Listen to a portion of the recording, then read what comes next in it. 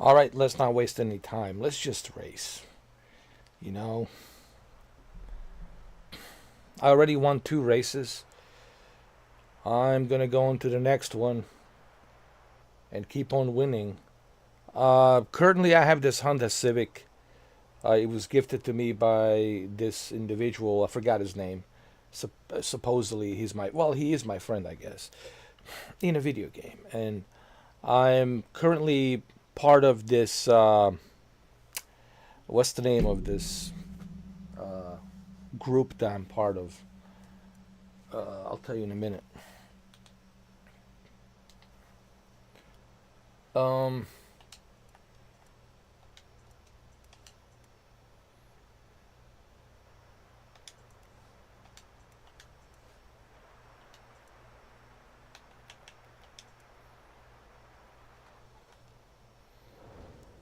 I'm part of this group, um, Wild Juniors. So I'm part of the Wild Juniors, and I need to win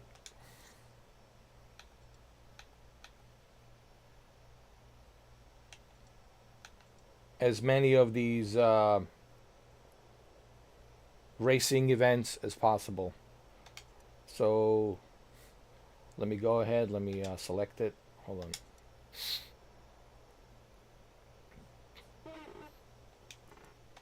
All right, let's go.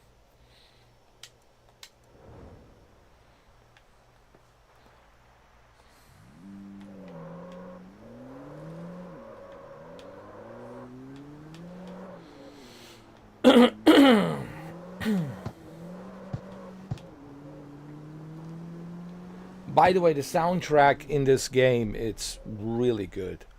However, as you all know, I am not allowed to play the soundtrack, you know, while I'm live streaming, because I will get demonetized and I can't have that.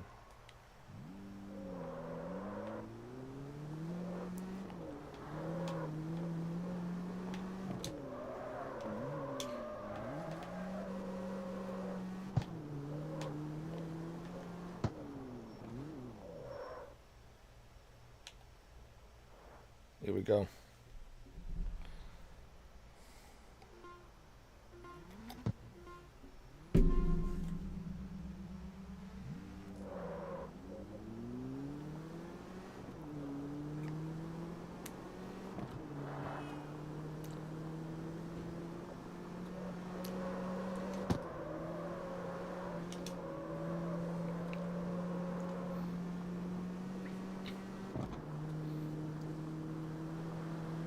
This is like Need for Speed Underground, honestly.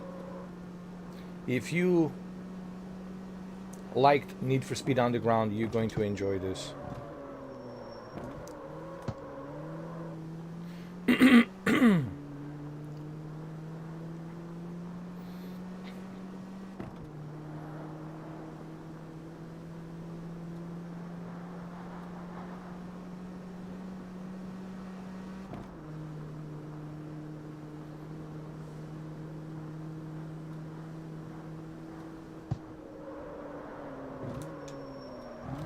Let me start again. Hold on, because I he had a head start. I didn't have a head start, so I want to make sure I have a head start.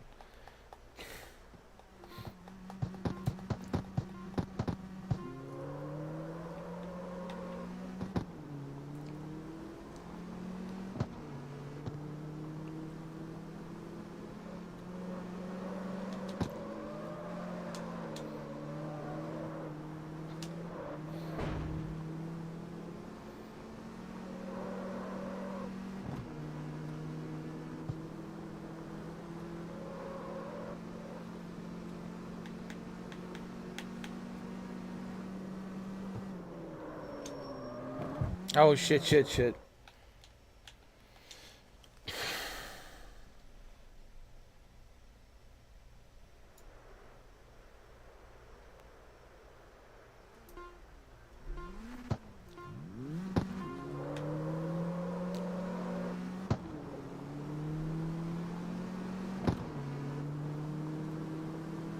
Come on, come on.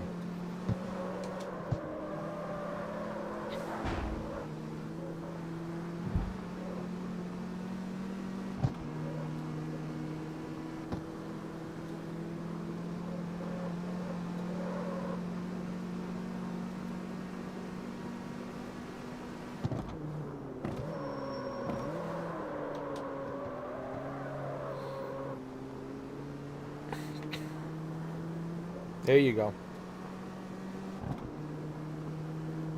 Keep going.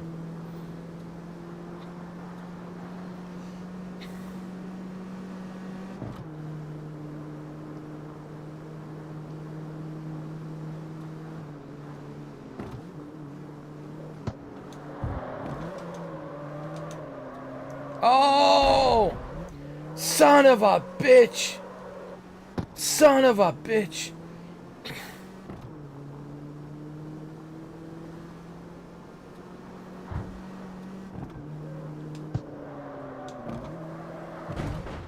Oh my god, I had to hit that car. A stupid ass car.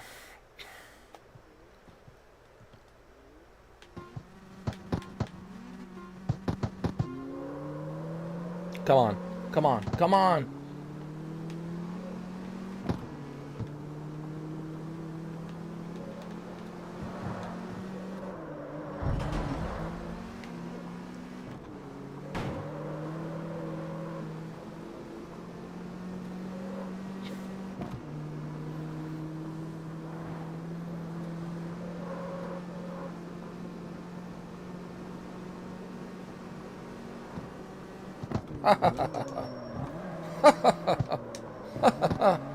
No!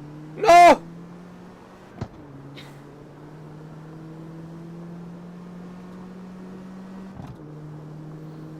Come on, man.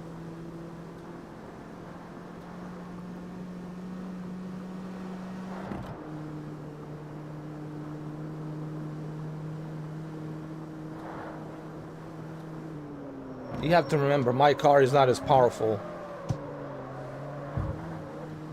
as his car. Oh, shit, shit, shit, shit, shit, shit. I'm not going to win. No. Shit! Come on, man! Come on, dude. Yes! Woo! Woo! Woo! Yeah! That's right, bitch. You're messing with John Wick.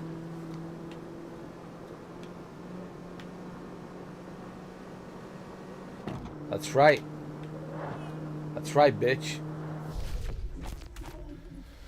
And now I get rich. That's right, bitch. Now I get rich. That's right, bitch. Now I get rich. I want to make a song. It's called That's Right, Bitch. Now I Get Rich. Hell yeah.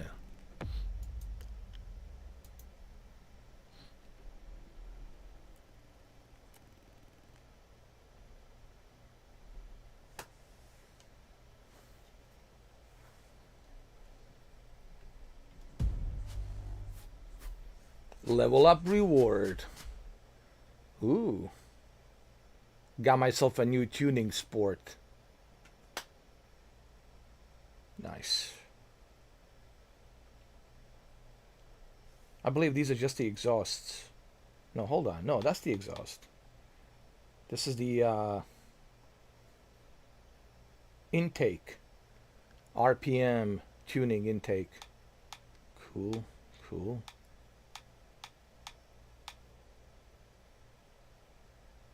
Nice. Well, first I need to make money. You see, I need more money. Can I already use this?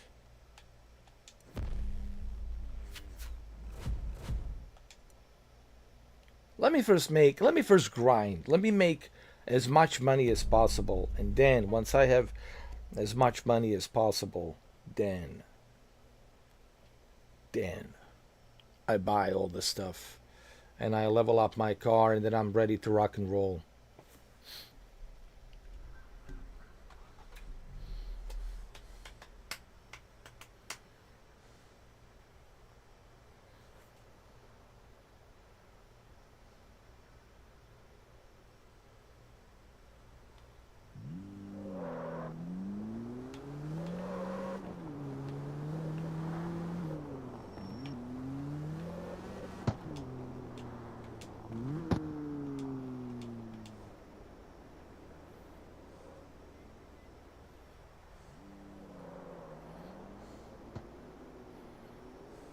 Hold on.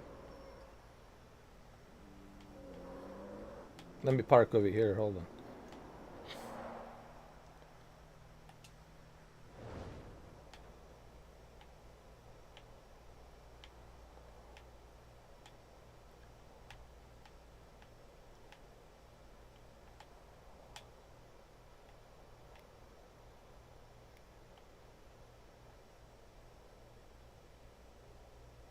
Look at this game.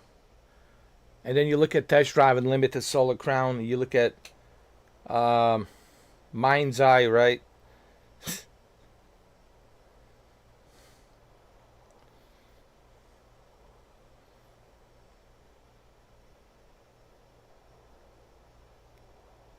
Styling Shop. Let's see what else. I don't want to do any upgrades just yet. I just want to make as much money as possible. So let me do another race. Let me see what we have.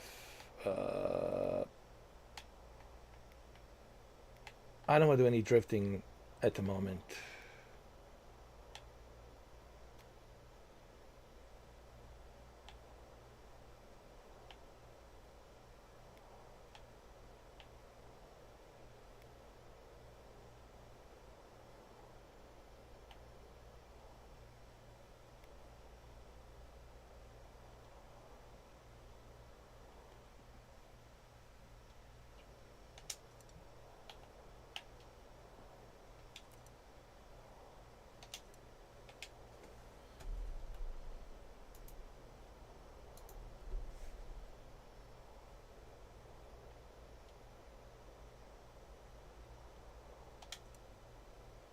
There we go.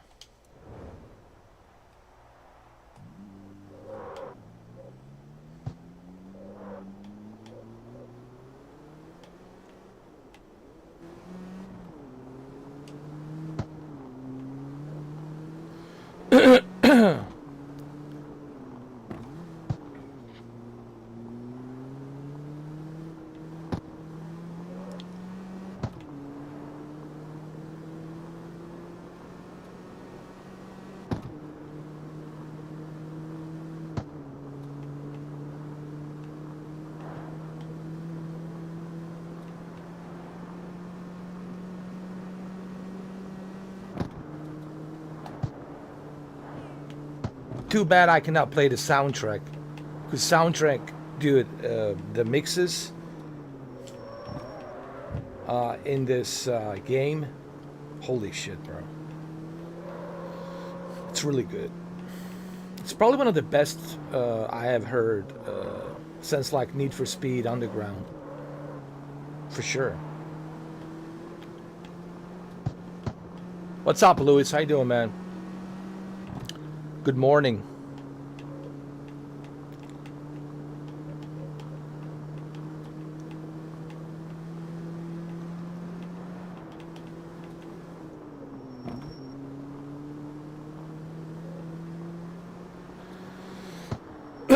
This game runs so good on PC. 4K Ultra. I'm getting 60 FPS. Pretty good performance. Can't complain. And this is created by indie developers, and it looks this good. You know, passionate developers that actually care. You know.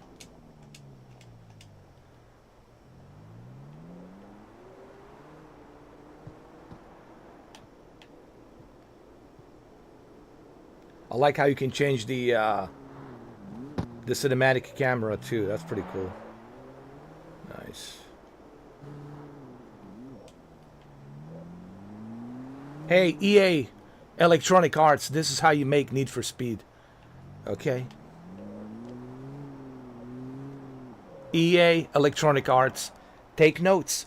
Take notes. Go back to your original roots, which is Need for Speed Underground.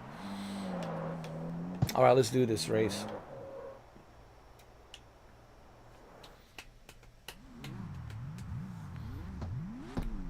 Highway Derby, I'm ready, dude. Let's go.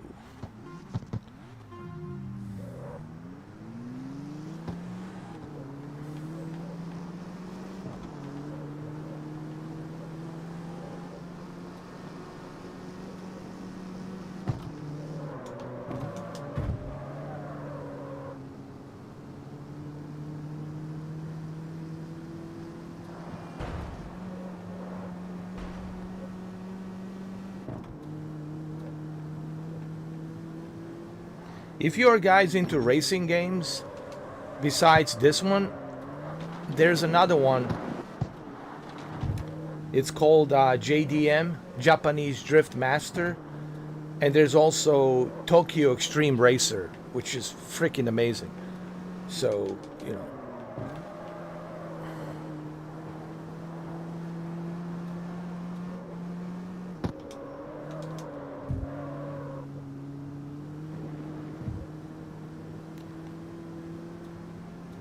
Maybe I should upgrade my car. I think it's time. I think I should upgrade.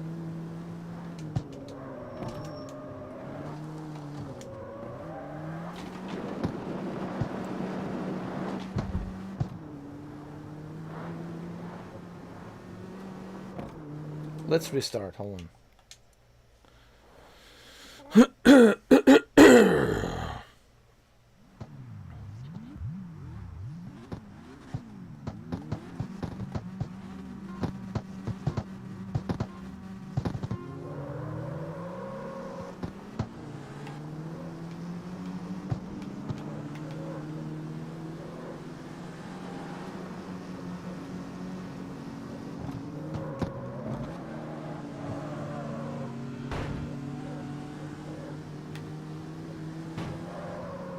That's right, bitch.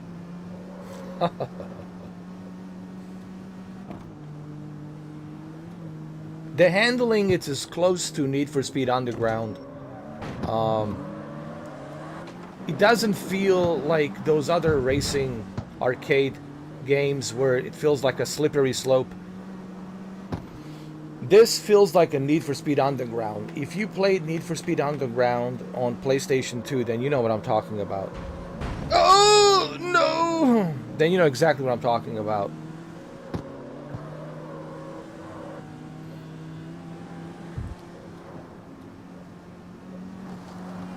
Oh, Jesus. Jesus! Jesus, no!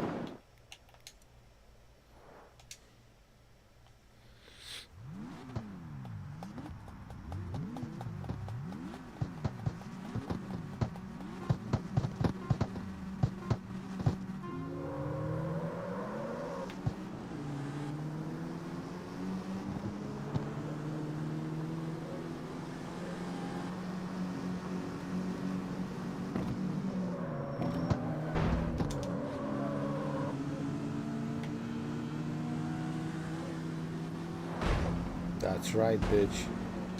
There you go.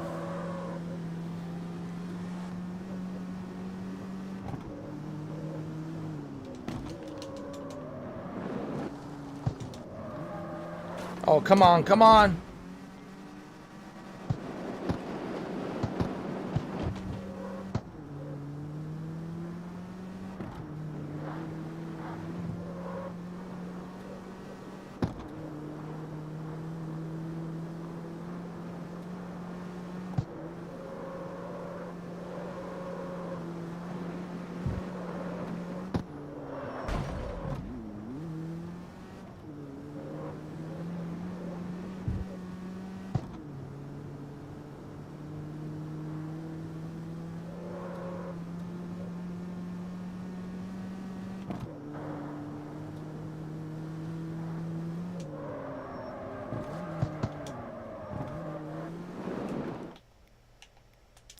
I might have to upgrade this Honda Civic. It's just not good enough. With drifting, even she said when she told me about this car, this chick that was letting me choose which car to pick, she says it's good for like circuit racing, but not good for drifting. So I don't want to drift with this. So I mean, you can upgrade this car for drifting, but right now as it is, it's, you know, not good for drifting.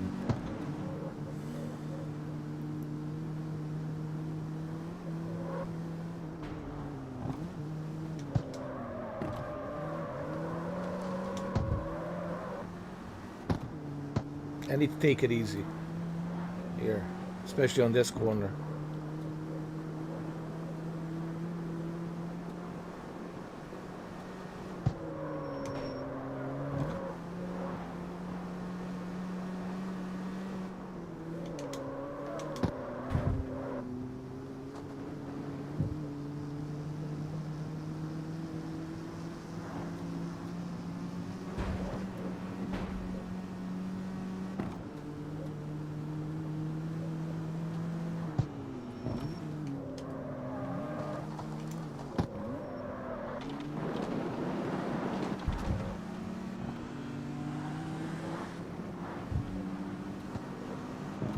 Or I'm second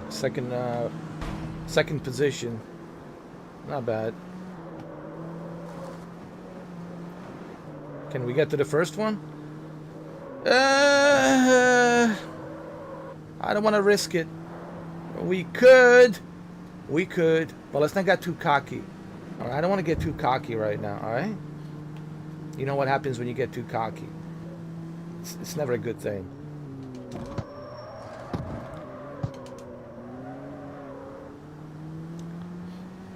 I mean, I have a feeling I'm going to win this, but I don't want to get too cocky, bro. You know, you catch my drift? Whoa! I told you. I knew I was going to win, but I didn't want to get too cocky. You know. All right. Way to go. Let's keep it up. I wish I could play the soundtrack. Man, the soundtrack in this game, holy shit. Holy shit, man. The remixes and everything is just top notch. Believe me. When you start playing this game, when you start listening to the remixes are, dude, they're all good. They're, holy shit, man. They're so good. Like the remixes will get you pumped, bro. The music is so good here. But obviously I cannot play it because I will get demonetized. And I don't want to get demonetized. But you'll find out when you start playing this. So where is this game available? It's available on a PC and an Xbox. Why Xbox? I don't know. Why not PlayStation? I don't know. All I know it's on PC and Xbox. Why it's only on Xbox and not on PlayStation? I don't know. I don't know. It's a good question. I'm sure it will come to PlayStation, but I think they're first releasing it on Xbox. And then they want to see how it's being received on Xbox, and then they will eventually bring it to PlayStation. I'm just speculating. I don't know. But I can't tell you exactly why it's not on PlayStation. You can ask the developers, you know, go to their Discord, you know, I mean, it's the best thing to do. That's what I should do. I should ask them.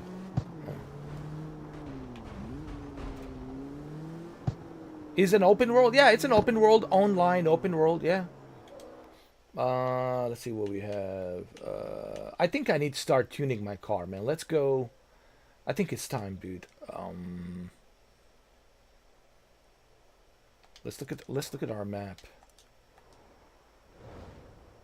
You know, Shuki, thanks to Shuki, man. Shuki brought this to my attention. I had no idea about this game. But Shuki brought it up to my attention. It was like dirt cheap. like dirt cheap on Steam. You know how much I paid for it? Deluxe edition. How much? How much do you think? Would you like to know why? It's only $9. Would you like to know?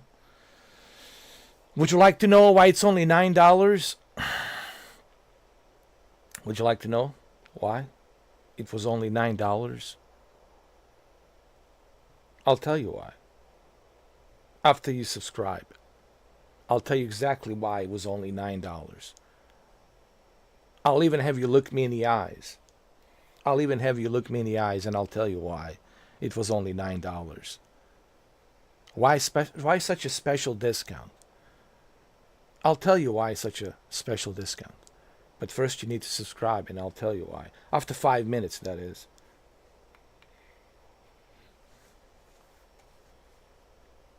All right, let's go and upgrade our cars.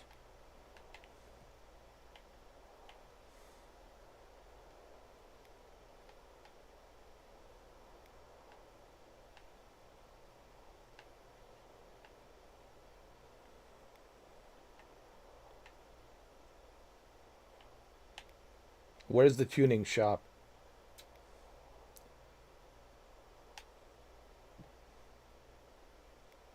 Tuning shop, there it is.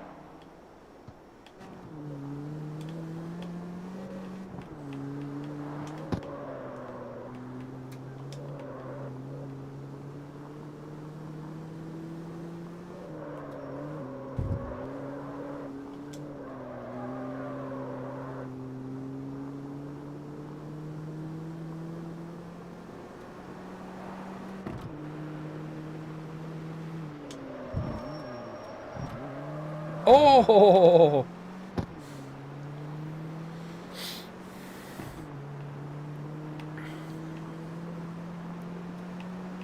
I'll tell you why. It was only $9 on Steam. Why such a special discount? Why only $9 special discount?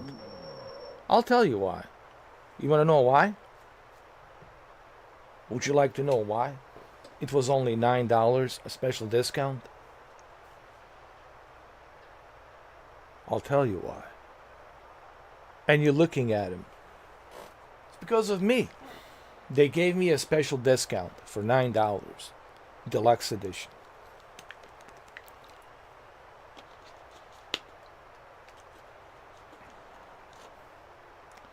Now you know why. But why would he give me a special discount? Well, because I'm special. You have to remember that.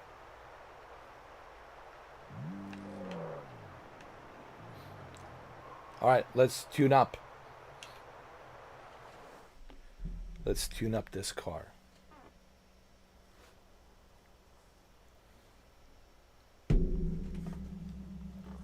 Okay. See what we got.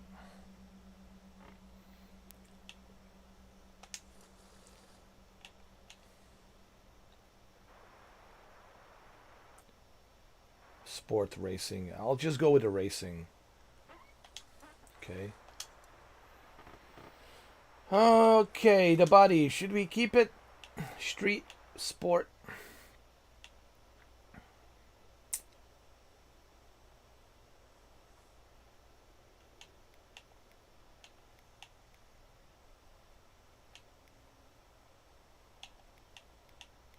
I'm gonna go to sport.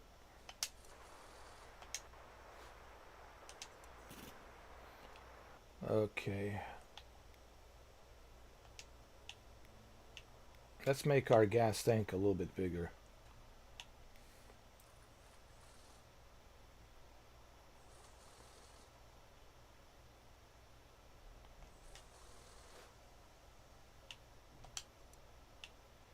Hold on.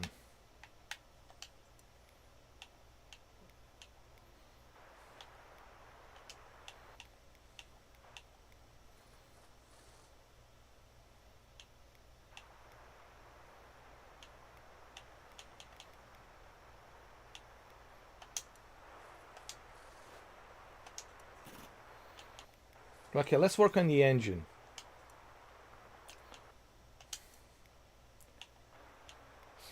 Sport. We'll go with a sport. I need that ECU 2 power. Let's go with a sport. There we go. Turbo kit.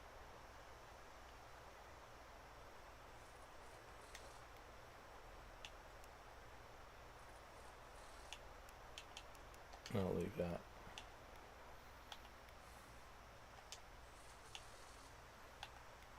Camshaft. We'll keep everything sport. Trust me.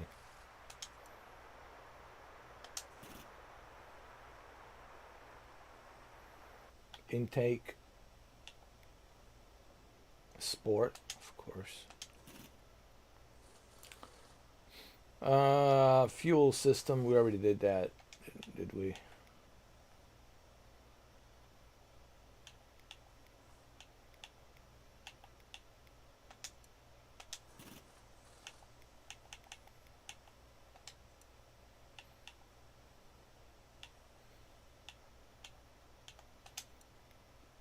We already did that.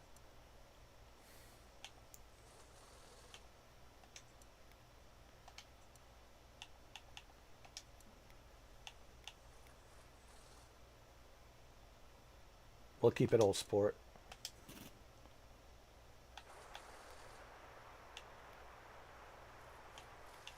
Entire roll bars. Keep it all sport.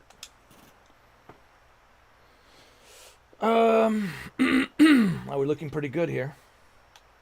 Braking system. It's already installed. Let's see what else. Wheels. We already got the wheels. It's all good. So now I want to do is I want to paint my car. Let's go and do some painting. Where's the paint shop?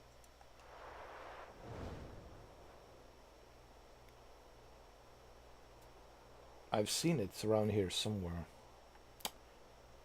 It's around here somewhere.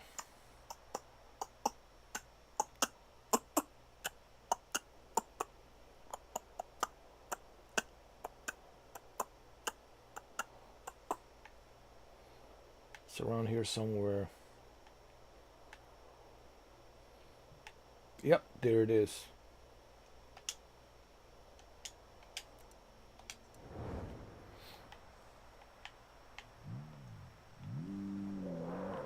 Oh yeah, I can already feel it. Much better torque. Much faster now.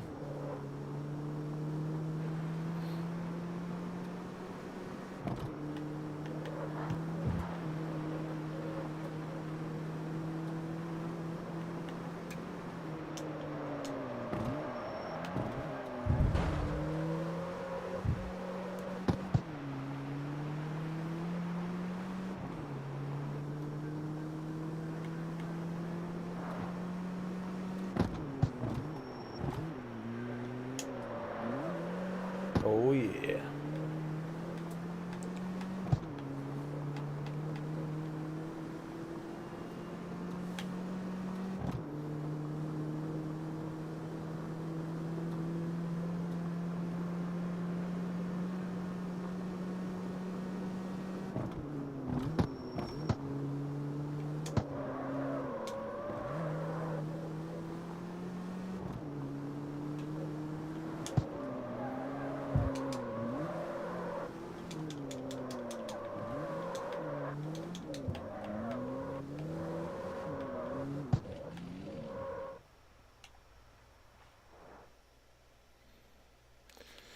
So now that we have a car all set to sport, now we just need to give it a little bling bling, a little bit of style.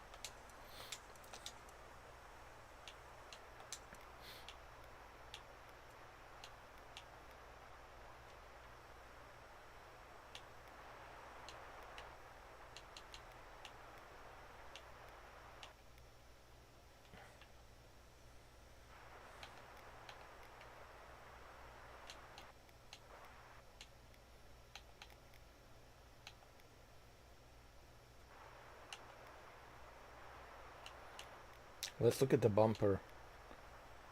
How much is this bumper? Oh, it's good. Take that.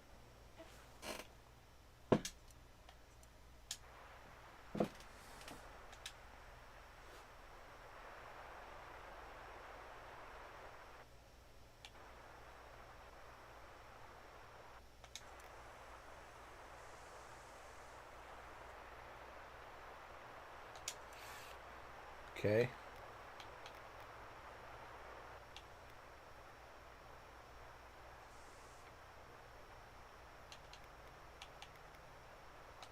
We'll go with this. Add to the cart.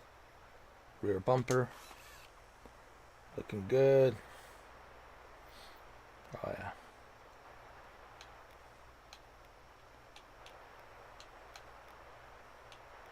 The headlights. Yeah. We need new headlights. Tail lights. Yeah. Yeah.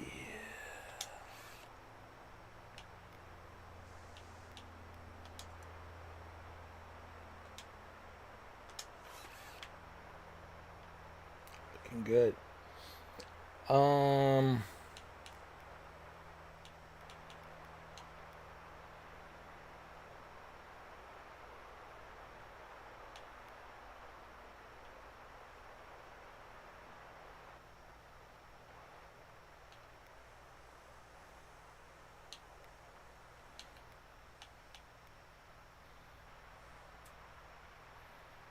We'll go with this as well.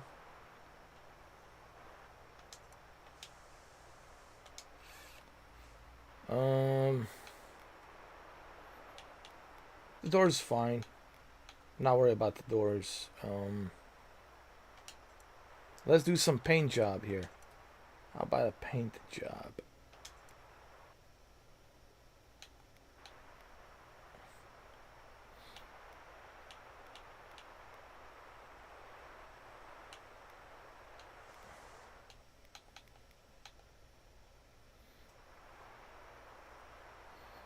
I like this green color.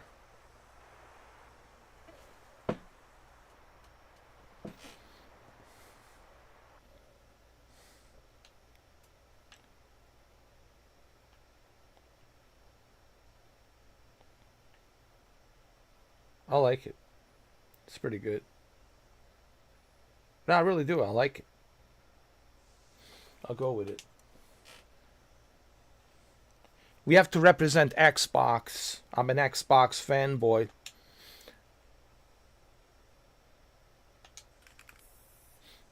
Alright. How about some styling, huh? How about a wheel?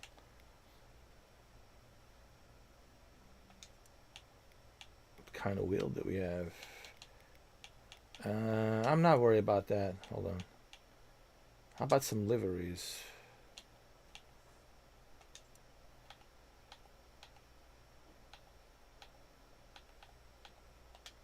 Let me see.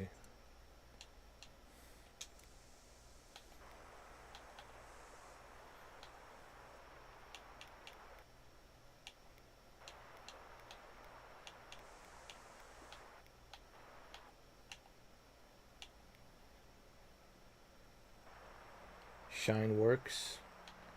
Neon rear. Color.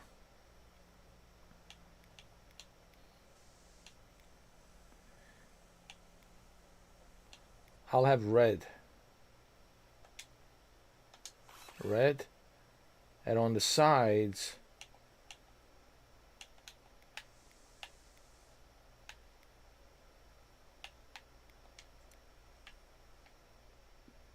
hold on.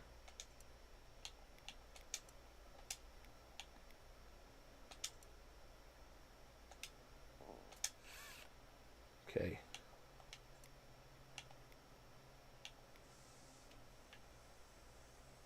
The sides will have, hold on. Red and blue. How about that? Red and blue.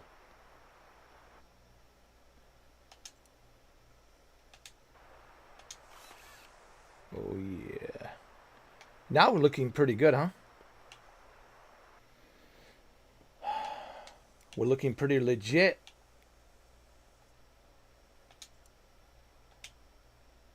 Hold on.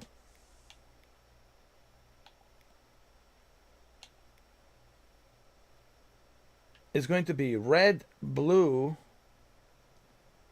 and yellow. Red, blue, and yellow.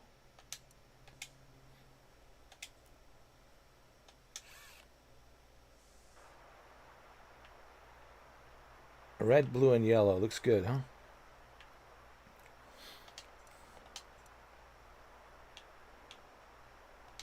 I think we're looking pretty good, guys. Let's do some racing right now. We can always upgrade later on, but right now we're looking pretty good. Honestly, we're looking pretty good.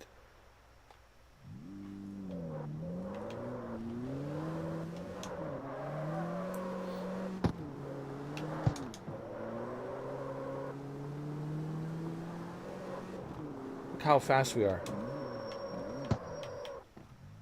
Let's see what else we have. Okay.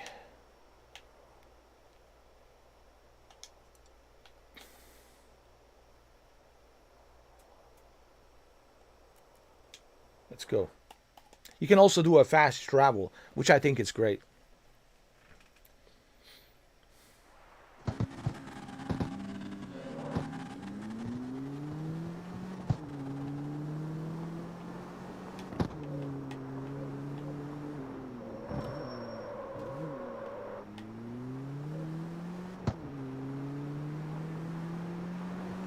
Hold on.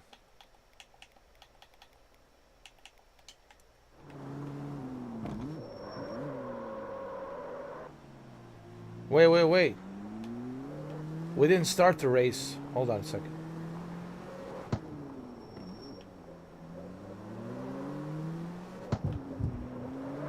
I just realized we didn't start the race.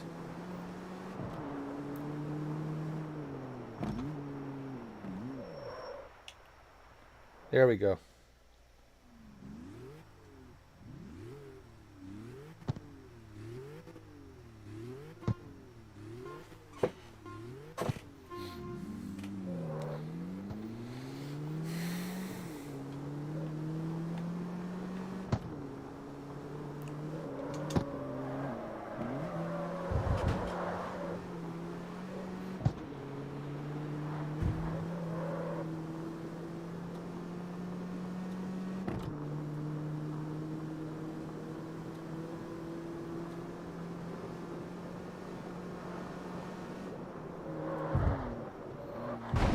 Jeez.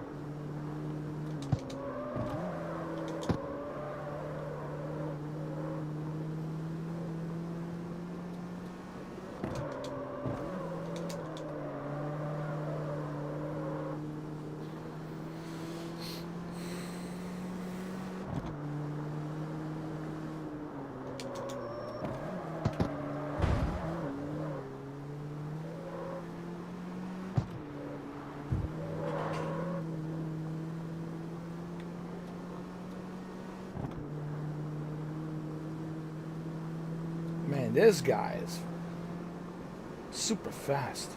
God knows what he has under the hood.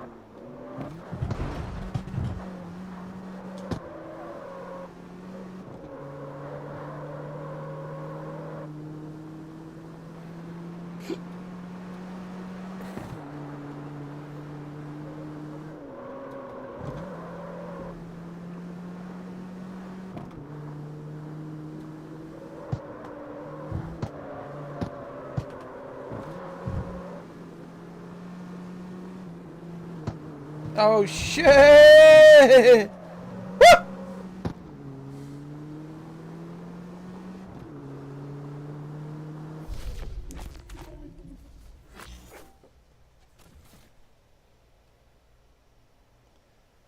Now you know why I'm special. Now you know why I'm special. And why they gave me a discount for only $9 for a deluxe edition. No, I'm just kidding. I think promotion is still on. You can get it for $9 on Steam, only on PC. On a console, no, you have to pay full price. But on a PC, it's $9. You know, this is a great example of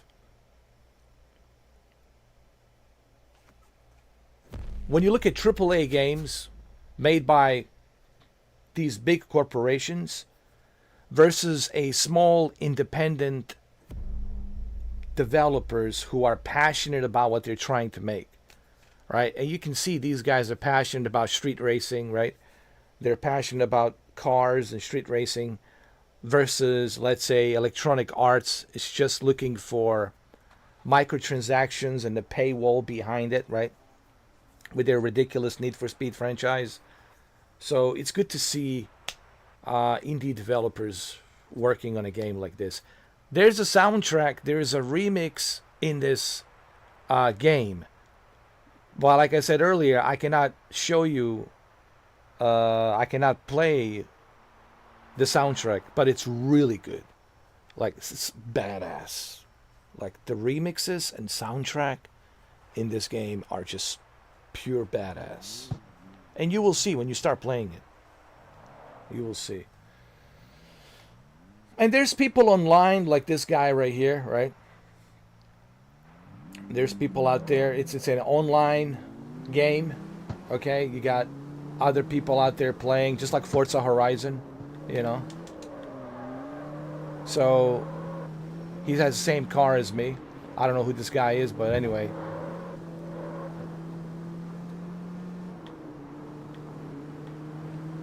Here, let's stay in that formation. That's cool. You can stay in formation.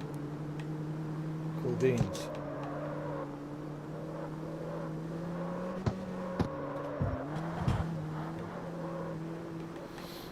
Whoa! Whoa! Oh! Ho, ho. I hope you have insurance, dude. Oh, man. Oh, Lord.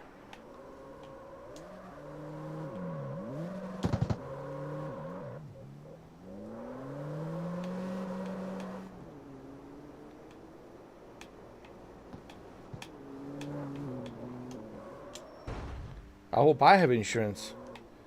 The way I'm driving right now.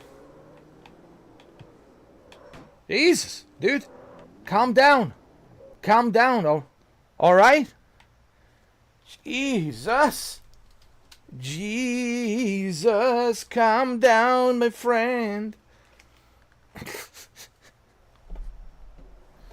Oh.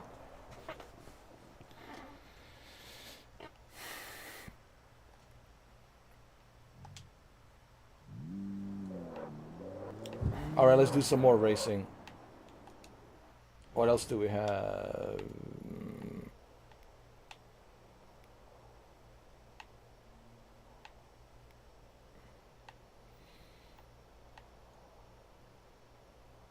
Okay, let's do this.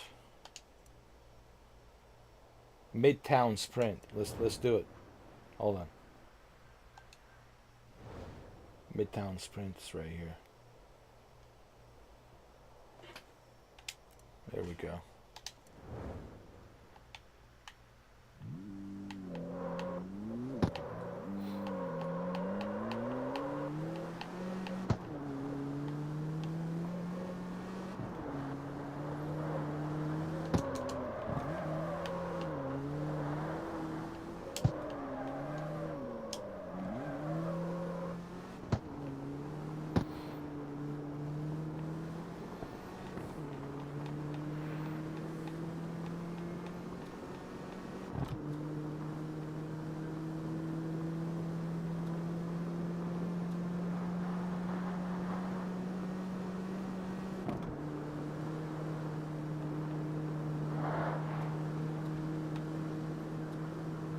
$180 miles an hour.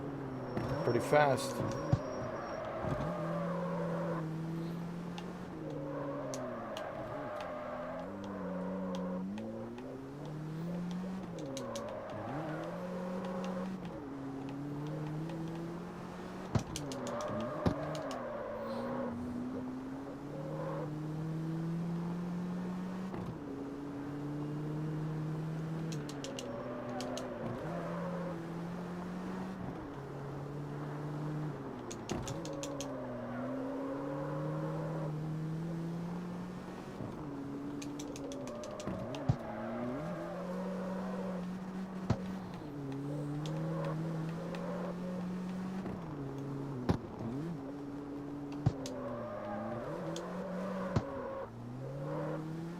All right, let's do it. It's so strange to play this without the soundtrack. Oh my god.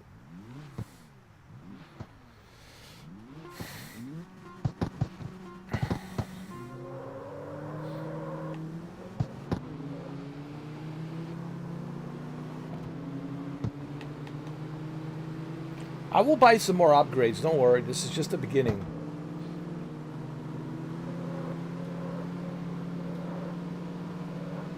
But so far I'm happy the way the car handles. Whoa!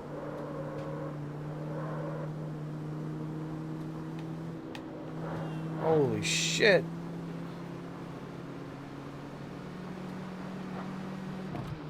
Let's go.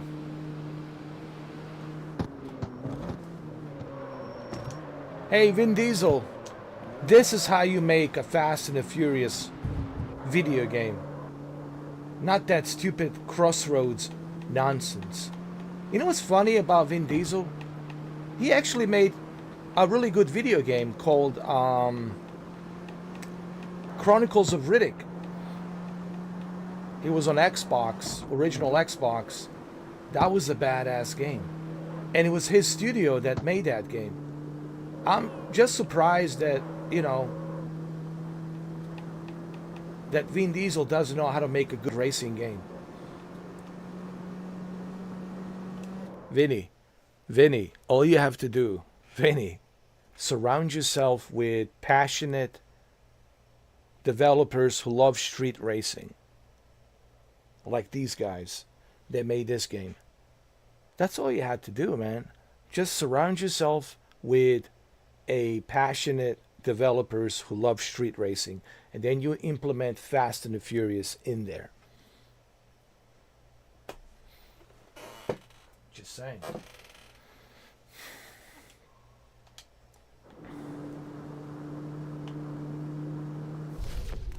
All right, we're finished.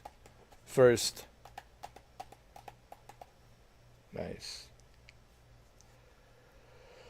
I'm using my Xbox controller.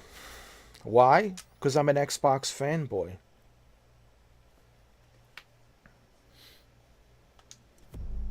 Why wouldn't I want to be an Xbox fanboy? It's the best console ever created in the history of humankind. PlayStation. What are you going to play on PlayStation? Delivering packages? You should get paid for that. Yeah. Instead of you paying to deliver the packages. Wow. You guys got played. You guys got played big time by Kojima. and they gave the game 9 out of 10. Wow. So that's it. We're going to start giving a walking simulators, delivering packages simulators 9 out of 10. All right, that's it. Everybody start making delivery packages simulators. 9 out of 10, really. I was watching the review. The entire review was done as a fanboy. Look, I'm the biggest fanboy of Kojima, but I will never suck up or kiss his ass. If he makes something I don't like, I'll just say, hey, I'm a huge fan. I love him, but I don't like Death Stranding. I don't like this whole concept of delivering shit and this confusing ass story that he created. It's everything's weird about the whole thing in the game. But he gave it no, they're giving it a 9. IGN gave it a 9. Amazing. It's amazing. So why is it amazing now? Why wasn't it amazing before? That's my question to IGN. Why is it amazing now? Why wasn't it amazing before? Because it's essentially the same thing. The only difference is you're going to Mexico, you're going to Australia. But essentially, it's the same exact crap. You're delivering packages. You're walking around. And there's a lot of blah, blah, blah cutscenes, blah, blah, blah, blah, blah, blah, blah. And it's 9. I'm pretty sure Kojima is not going to be happy with IGN because he doesn't want IGN to give it a 9. Watch. You'll see. Kojima will be upset. Why are you guys giving this 9? I don't want everybody to like this game. Kojima already said he doesn't want everyone to like it. And he doesn't want people to simp. Kojima doesn't like simps. IGN. Kojima doesn't like kiss asses and he doesn't like simps. He doesn't want you to give it a 9 because it's Kojima.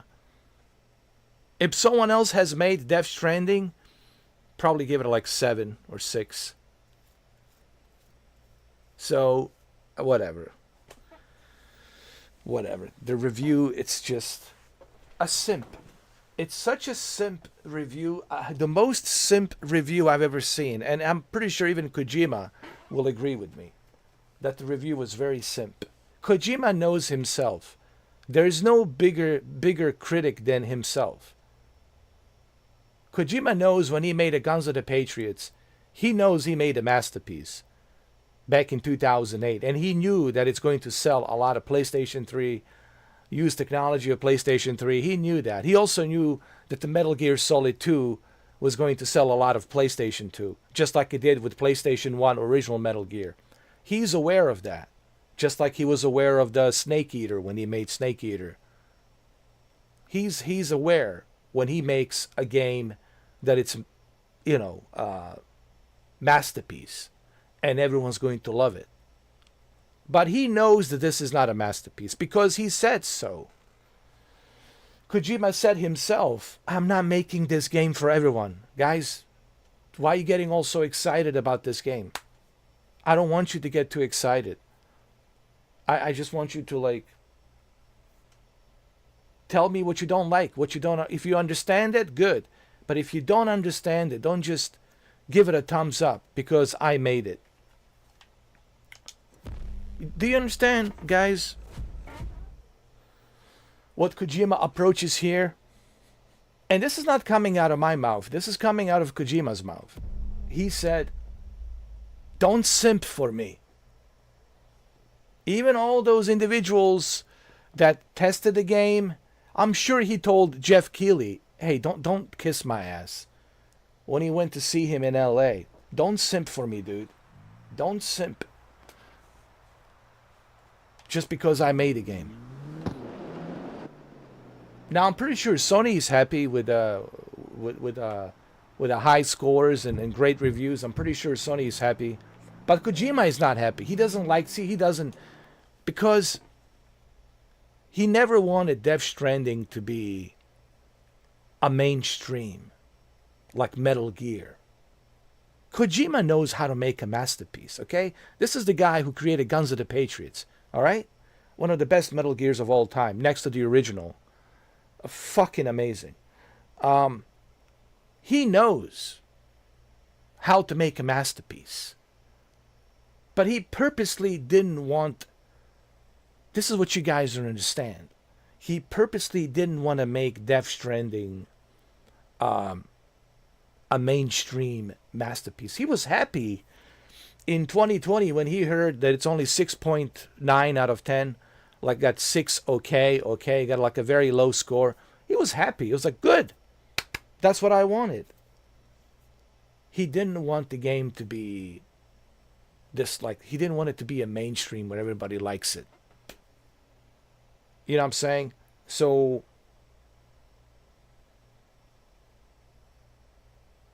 IGN is simping, and we all know why IGN is simping. It's simping because they want to kiss Kojima's ass. But Kojima doesn't like that. See, what the IGN doesn't understand, Kojima doesn't like kiss asses. He doesn't like kiss ass. It's just like, he wants you to be yourself. If you don't like something, just say it. You don't like it. Don't pretend to like it because I made it, right? Don't simp for me just because it's me.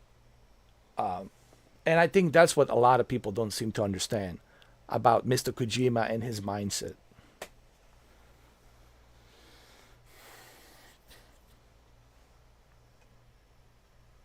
I mean, if you want to, I mean, it's, look, YGG, bro. If people want to give it a try, give it a try. You know, I just personally, I know what it is. Because the man himself already told me. It's just more of it. Yes, it's set in a different settings. It's set in a, Mexico. And then from Mexico, you go down to Australia to connect Australia, right? Because you're the builder, the bridges, Mr. Bridges builder. But it's going to be more of the same. And to me, that's like a season 2 of... I look at it like a season 2, brother. But if you guys want to give it a try, give it a try, you know. I just don't think it's for me, man. I just can't, man. I can't waste time, dude. Like the worst, you know, I enjoy this. Like, see, racing a car, I have a great time racing. Street racing, upgrading cars and all that shit. I don't have a good time with snooze fest games where I'm just like wasting my time sitting on the chair, delivering packages, listening to some, you know, woke nonsense music, you know. Oh, we're all holding hands, we're crying together, you know, some bullshit woke shit. I'm not into that, man. I don't, and that's what the game's going to have, a lot of woke shit, a lot of wokeness. And I think Kojima got a little bit woke ever since he started visiting LA, spending time in California. That's what he says. He loves LA. And we all know LA is phony as fuck, man. Woke as fuck, phony as fuck. Are you fucking kidding me, dude? LA, out of all the fucking places, you wanna live in the most phoniest fucking city on the planet? Go to fucking LA. It's the phoniest fucking place ever, dude. Nothing's real. The teeth are not real. The eyes are not real. The hair is not real. Plastic surgery, nothing. The skin is not real. Nothing's fucking real. It's all fucking phony. It's a phony fucking city, dude. Not to mention the crime and corruption, all the fucking bullshit that comes with it. So he has changed. Kojima has become very fucking woke. It's making these woke fucking games, you know. Hold the hands. Oh, Lord. We're so desperate. Fuck that shit. I ain't fucking time for that crap, dude. Give me some fucking Metal Gear. Give me some fucking testosterone. Don't give me the estrogen. Don't give me that shit, man. Give me some fucking badassery. Give me some badass shit, bro. Make games for us dudes with big dicks.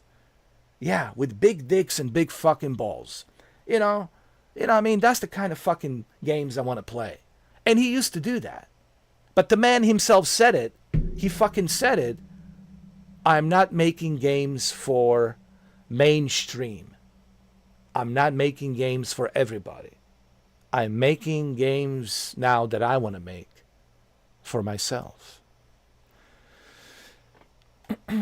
So if you guys want to play Death Stranding, go ahead. Have fun. Have fun with drifting into sleep while you're delivering. Oh.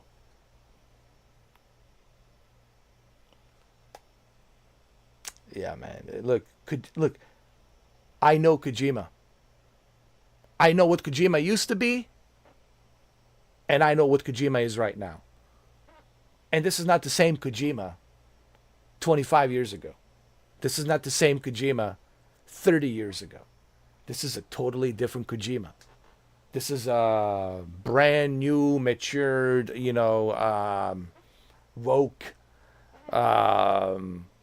Californication. It's Californication, LA, type Kojima. He been mingling with the Hollywood, all the movie stars, and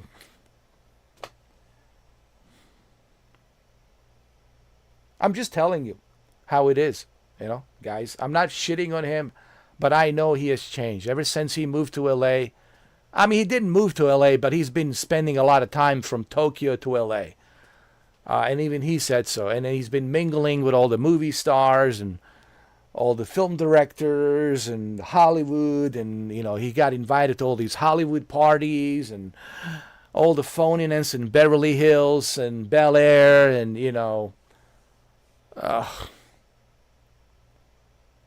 Anyway, so he has changed. Like Kojima has changed. And that's just my opinion. He's making these cinematic soap operas. You know what? Okay, to give you the short version, I'll give you the short version. DS2, it's a cinematic soap opera with delivering packages in an open world. Okay, I just reviewed the game. I just reviewed the game for you guys. Death Stranding 2, it's a soap opera, cinematic soap opera with a package delivery open world simulator. That's it. That's all you do. You have a lot of soap opera cutscenes. You have some funny stuff in there, here and there, some weird shit. But most of the time, it's also a little bit of a musical, it's all like a musical, a little bit of too, like a little bit of musical. So it's like musical with soap opera, cinematic experience, and open world with delivering packages. And that's it.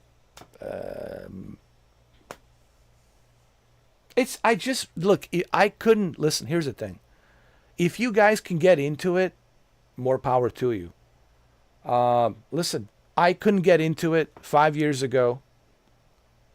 And there's no way in hell that I can get into it 5 years later.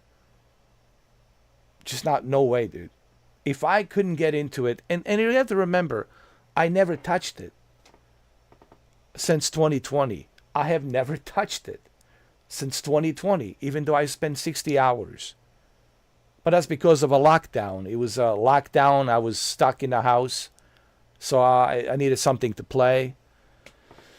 And Death Stranding was that one game I was playing, delivering packages. I think there was one level that was funny. That's probably the most fun I had in the game was when I finally meet Conan O'Brien. Conan O'Brien, and I started delivering shit for Conan O'Brien. A lot of packages for Conan O'Brien. Because Conan O'Brien was, you guys know who Conan O'Brien is. The night show host, talk host, on NBC and TBS, right? He's old school, man. He's been doing it for a long time. As long as Jay Leno, I would say. As long as Jay Leno, he's been doing it for a long time. So I was like delivering packages to him, and that was funny. There was some funny stuff in there. But besides me delivering packages to Conan O'Brien, everything else was just confusing. Nothing was explained to me. Like the whole thing on the beach. What does that even what does that even mean on the beach?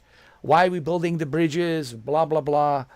Who are these BTs? Who are these other entities? What's going on? There's some kind of a split dimension shit going on. Did we jump into Bermuda Triangle or some shit? Like nothing was explained.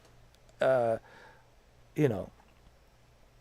And who is Norman Reedus? And is he related to that lady who was the president, female president of the United States? Was he really was that her son? Was Norman Reedus her son?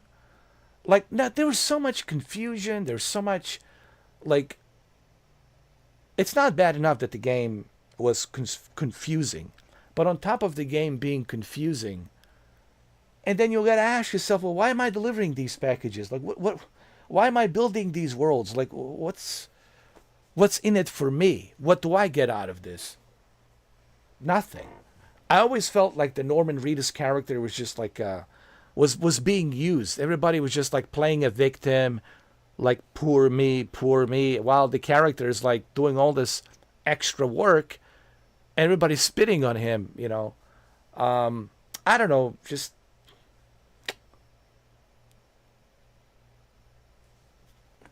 not for me, dude.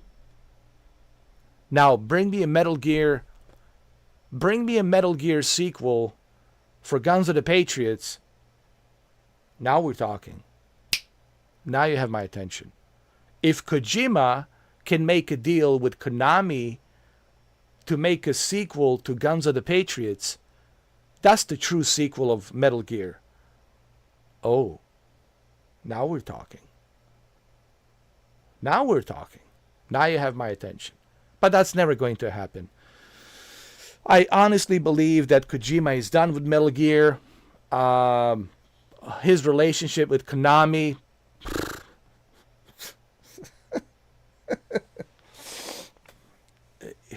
There's no relationship between him and Konami. They haven't spoke to each other for 12 years, dude. I know this for a fact. Believe me. They haven't. People talk online. Believe me, people who are close to Kojima, people who live in Tokyo who are close to Kojima, they haven't. They haven't. He hasn't spoke to Konami in 12 years. 12 years, dude. You think they're gonna start talking now after 12 years? So forget the Metal Gear. It's Metal Gear. It's over. All you're going to see is remakes of Metal Gear, and that's about it. But Kojima is done. He already made that decision. He made that choice. What you're going to see is a lot of weird cinematic type video games from Kojima. That's why he's going to LA, Hollywood, mingling with all the movie stars and film directors, because he wants to start to bring cinema into video games. And I don't know if necessarily that's a good thing. Video games are a interactive entertainment. Movies are movies. I don't think we should mix movies with video games, nor should video games be mixed with movies. It just doesn't work. So, but that's what you're going to see from Kojima. Some more weird type, confusing, strange type, weird, monolithic, unexplained type soap opera, cinematic soap opera, video games. That's all you're going to see. I hope I'm wrong. Maybe he will deliver something great. He said he's not working on a Death Stranding 3. So that's a good news. He said someone else will work on it. He will still be a producer on it. He will, oversee the project. He'll keep an eye on the project. But he's not going to be directing it. He's not going to be, directing the Death Stranding 3. That's what he said. Maybe he will. I don't know. But that's what he said.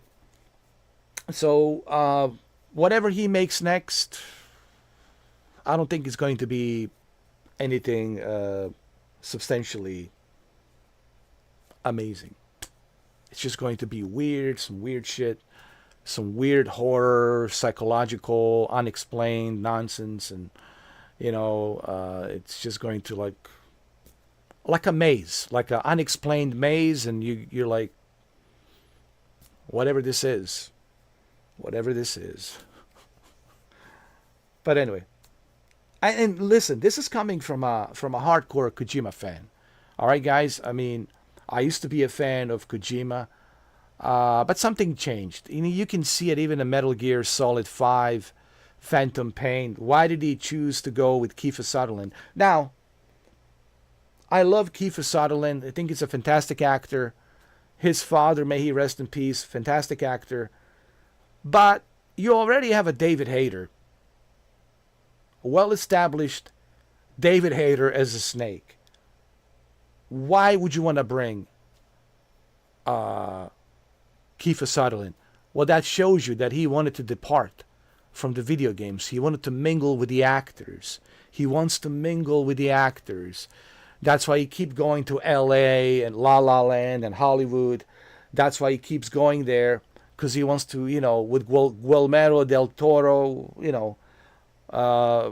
film director, and all these other film directors. He wants to mingle himself with movies. He always wanted to make movies. Here's what you guys don't understand. Kojima said he always wanted to be a filmmaker, but it didn't work out. But it did work out with video games. So the video games gave him this medium to bring cinematic experiences through video game medium. And he did a fantastic job with the Metal Gear, right? Metal Gear was inspired by Escape from New York, Snake, was inspired by Rambo, First Blood. So there was some inspiration from the movies that came in with the Metal Gear. And yes, I mean, Kojima was inspired by movies, and he's a movie lover. He loves movies and music. He probably, I'm going to go on a limb and say he probably hates video games. I bet you 100%. Kojima fucking hates video games. I bet you he barely plays video games. He might have his assistant play for him, but he probably hates video games. But he loves movies. He loves music. If you follow his Instagram, if you follow his Twitter, dude, that's what you see. You don't see him play video games. He barely talks about video games. He talks about the movies and movie stars, and these are great movies he's talking about. He talks about the music, and he has a great taste for music. What I'm trying to say, he's an artist, yes he is, but he loves movies and music first. Video games is something that he's using as a medium to bring his cinematic vision. That's why Metal Gear was so cinematic. That's why it felt so rich with characters and the story. Believe me, dude, I've done a lot of research on Kojima. You're not talking to some guy who just woke up one day and just find out about Kojima-san. Dude, I've been a fan of Kojima as far as I can remember, since 1998. Oh, hell yeah, dude. Shuki, bro.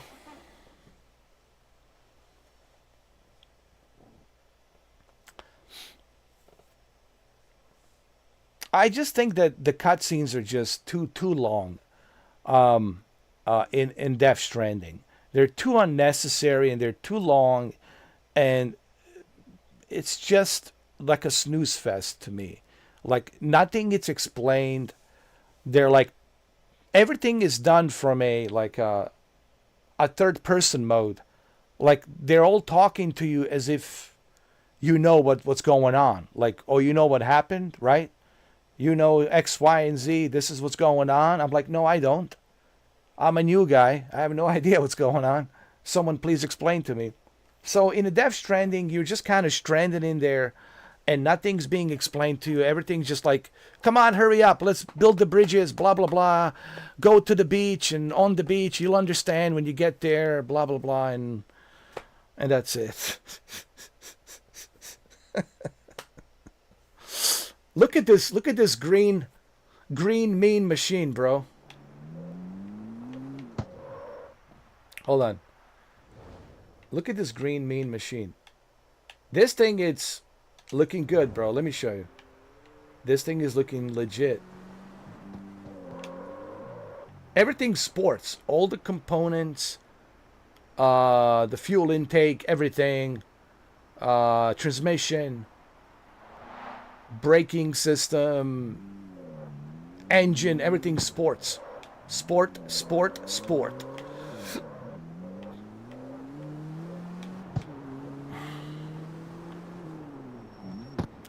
That's what he said, right? Even Norman Reedus, right? Right, YGG?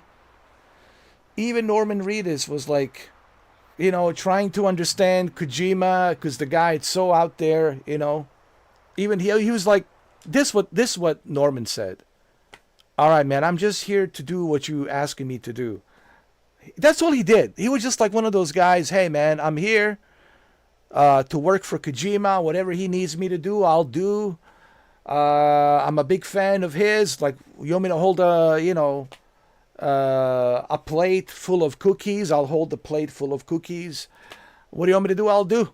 You want me to run around naked? I'll run around naked. You want me to bend over? I'll bend over, spread my cheeks. Like, he was like, whatever he wants me to do, I'll do. I didn't question it, he says. I was like, all right, what do you want me to do? I'll do. And that's all he did. He showed up, and whatever Kojima told him to do, he did. He didn't question it. He didn't oh, why this character's telling me this, and why is this other character telling me that? And he didn't question anything. All right, this is my lines. Remember these lines. Say these lines, and just do the motion capture. Do what he's asking you to do, and that's it. You know. Yes, it does. It matches your Porsche, man. It does. It does, actually. It really does. All right, let's do another one. Hold on. Here we go. We got some more racing to do.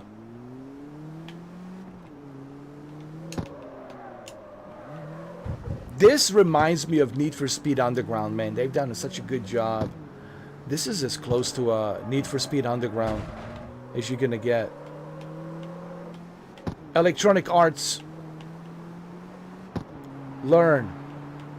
Take down the notes. Take down the notes. And write down the notes. I mean, take the notes. Don't take down the notes. Take the old notes. Bring the new notes. And study Electronic Arts.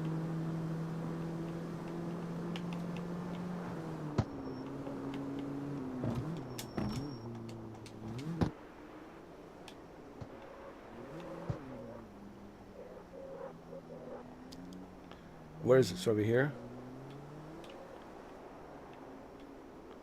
Yeah, it's right here.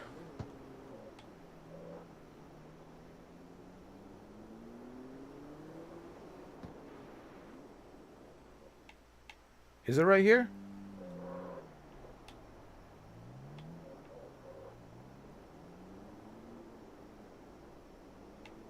Yeah, it is right here, right here, right here.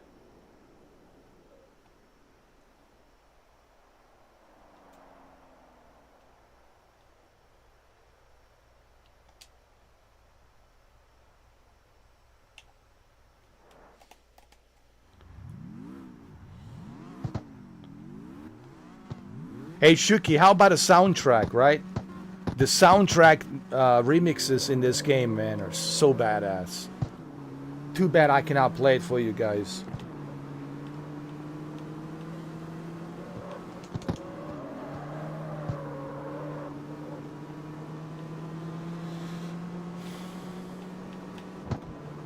Hey, look, man.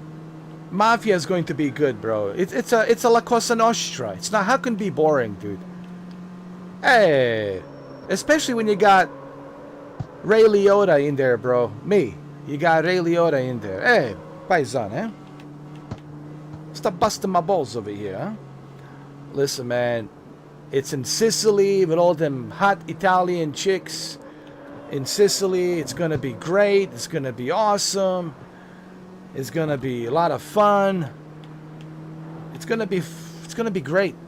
Trust me. It's gonna be great. At least you're not going to be bored. How about that? You ain't gonna be bored for sure. You ain't gonna be bored playing Mafia 4, that's for sure. While delivering packages, listening to some Vogue music, I guarantee you, you're gonna fall asleep. Oh, YGG. Oh, hold my hands. You look at the horizon, such a beautiful moon. You deliver these packages. Oh, bring them to me. Oh. Look, guys. I'm just telling you what. You're welcome, by the way. You're welcome. I'm telling you what's in there. I'm preparing you what's in there. I'm spoilers warning. I'm letting you know what's in there. That's what you're going to have. The sky is going to be beautiful. It's all going to be beautiful, and then you're going to be like,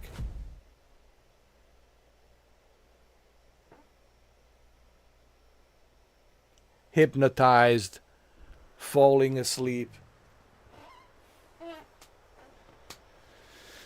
With Mafia 4, man. With Mafia 4, it's going to be great. Yeah, forget Mafia 3. Even I didn't like Mafia 3. This is going to be way, way better than Mafia 3. Trust me. Trust me. It's going to be way, way better than Mafia 3.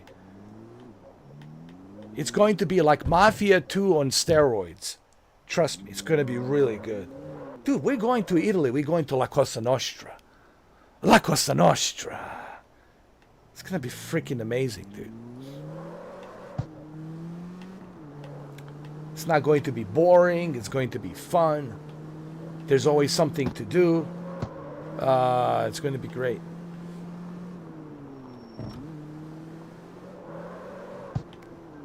Listen, I feel bad for Alex Hernandez.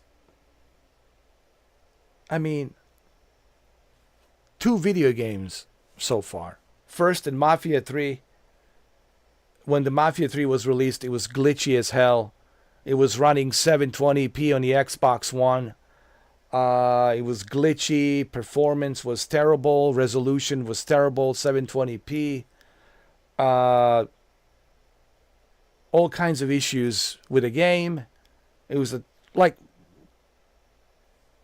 technical disaster. It was a technical disaster. Nothing worked. It was a technical disaster. The same guy, Alex Hernandez, gets hired by what's his name, Leslie Benzies from Built a Rocket Boy, to go to Scotland to work on this project called the Mind's Eye. And here's the Mind's Eye being released, and disaster as well. 2 disasters. I mean, I feel bad for the guy. I really do. I really, because he's a good actor. Actually, he's a good actor. But just shit out of luck, dude, shit out of luck that he gets these 2 shitty ass projects, and they're all like a technical disasters. So every time, here's the sad thing. Every time people see him now in a video game, they're going to say, no, I'm not pre-ordering this. Oh, I'm not buying this. I feel bad for him. I really do, because it's not his fault. If I was him, I wouldn't do it either, man. If I was Alex, I would just stick to the movies. Do television shows, Netflix, Amazon. Just do Disney Plus, HBO Max, do some movies on the side as in a supporting actor, whatever. Um, but I think Rockstar should give him a role in uh, Grand Theft Auto 6. I think they should have given him a role. I quite frankly, I'm surprised that they did. Maybe they didn't want to give him a role because they're like, this guy's a bad news, bro. This guy's a bad news. If he's in a video game, shit, we are going to fail. It's like a curse. It's like a curse. We're going to fail. But really, nothing but love for Alex Hernandez. But I just feel bad for him. I really do. Because how can he do a video game now? Right? Because just people seeing his face in a video game, they'll say, oh shit, this is a disaster. This is a disaster waiting to happen. So it really hurts his reputation now. It really does. He needs to choose better what projects to work on, dude.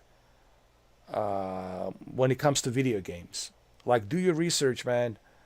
If I was his agent, I would have said no. I would have said, no, dude. Let's try to reach out to Rockstar. Let's see if we can put you in a Vice City. You kind of look Cuban. You are Hispanic. You could play a Cuban guy from Little Havana. You could be some guy running some kind of like, some kind of whatever, organized crime group in Little Havana. You could play a Cuban guy. We can give you a role in there in Grand Theft Auto 6. And, you help Lucilla and her boyfriend. And then Lucilla, and then, Lucilla double cross you with her boyfriend. And now you coming after Lucilla and her boyfriend. They could have given him a role like in Grand Theft Auto 6. But, well, it's too late now. I don't know. I think, it's too late now, right? I mean, I feel bad for the guy. I really do. I really do, man. Like, he needs to, hire a better agent, dude. You need better agents. Every actor has an agent. And if your agent is not really helping you and giving you, good deals, good projects, dude, you're hurting my reputation, man. You're hurting my resume. They can look at my resume. They're going to see what? Mafia 3? Mafia 3 and Mind's Eye. Mafia 3 and Mind's Eye. Shit. Two technical glitched games that failed. Poor Alex, man. I feel bad for him. I mean, no bullshit, man. Genuinely, I feel bad for the guy because he's a really nice guy. If you watch his interviews, he's a really nice guy. But it's like, shit, man. How is it possible you get these shitty ass projects?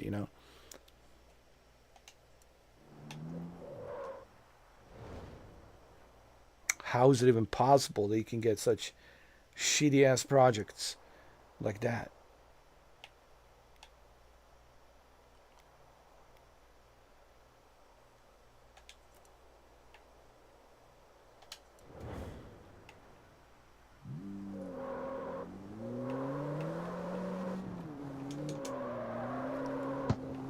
Have you guys played what you call it? Rainbow Six, The Siege X. It's available on PlayStation Plus and Xbox Game Pass. It's actually pretty good.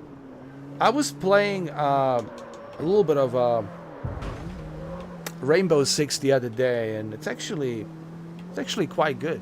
Quite good, actually.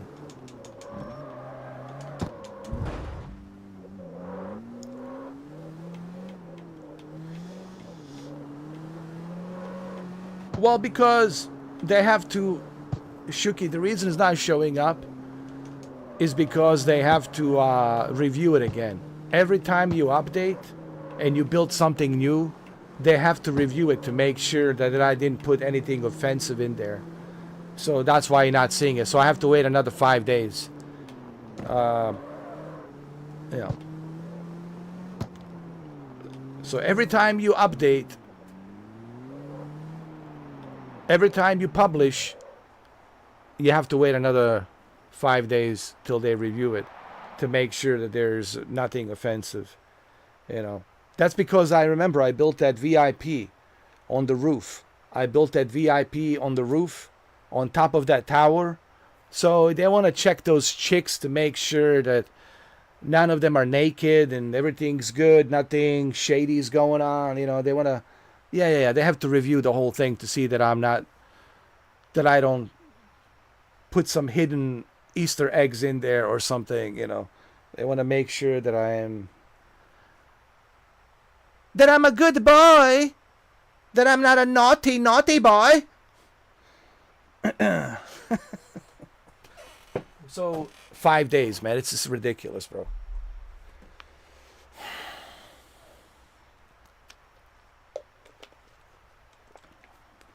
You gotta wait 5 days every single time.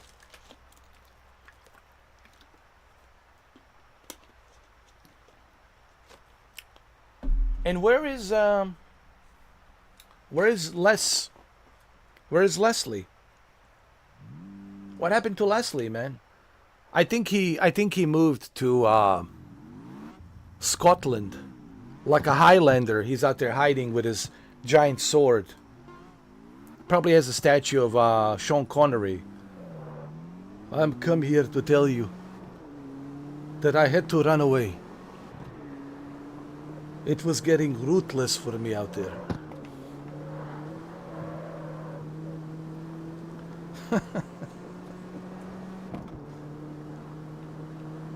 Osh, you're doing good. You're doing good, Lush. You're a good lad. Keep making more mind's eye. You're a good lad.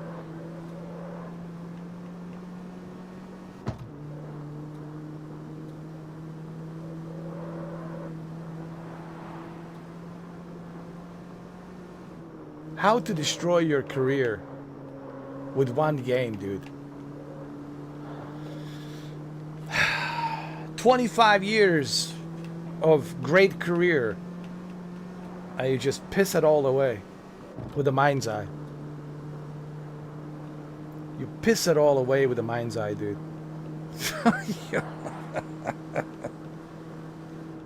Ubisoft is coming back, dude. Ubisoft is doing great. Now with the Crew Motorfest and Rainbow Six, The Siege X, Ubisoft is doing good. Ubisoft's doing good.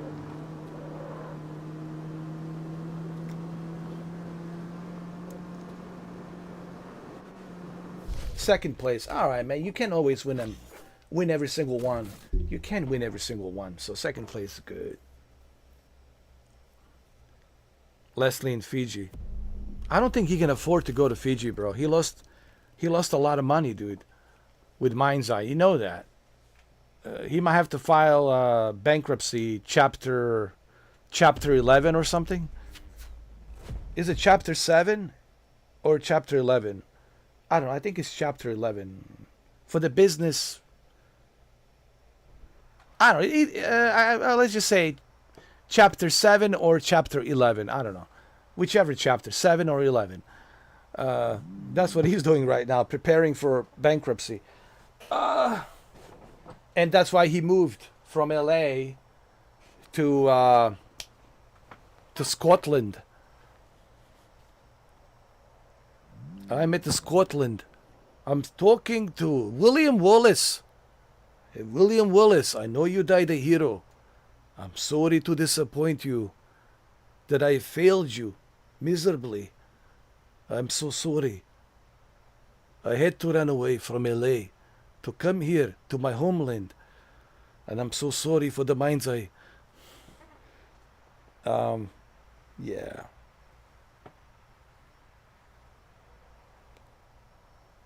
I mean, look at these guys.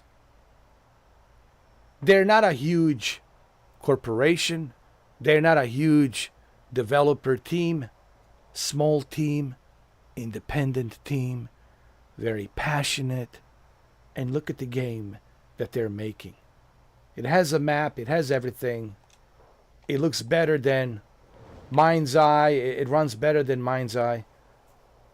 Just look at the contrast difference between this and a Mind's Eye. So that tells you everything you need to know.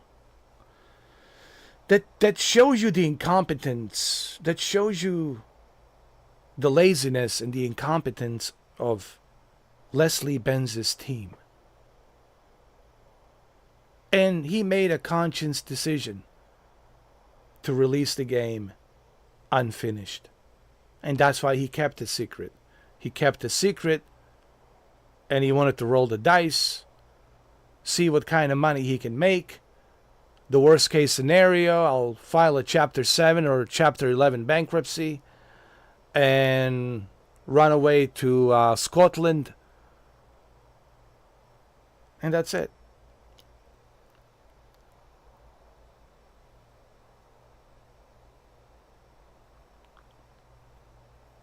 You know. Yo, this game looks amazing.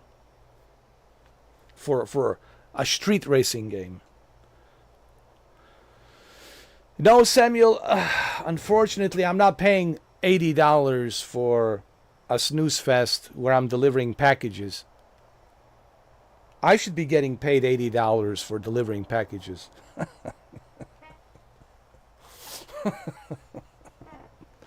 Yeah, Samuel, I'm not doing it. I made a video recently explaining, you can go watch that video, explaining why I'm not pre-ordering it, why I'm not playing it. I was going to play it, but I made this decision not to. I made a decision to save my money for Mafia 4, the old country. I made a decision to save money for Mafia 4.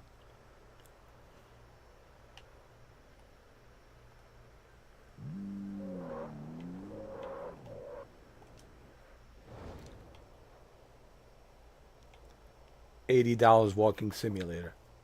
Jesus. Yeah. Can't even fly.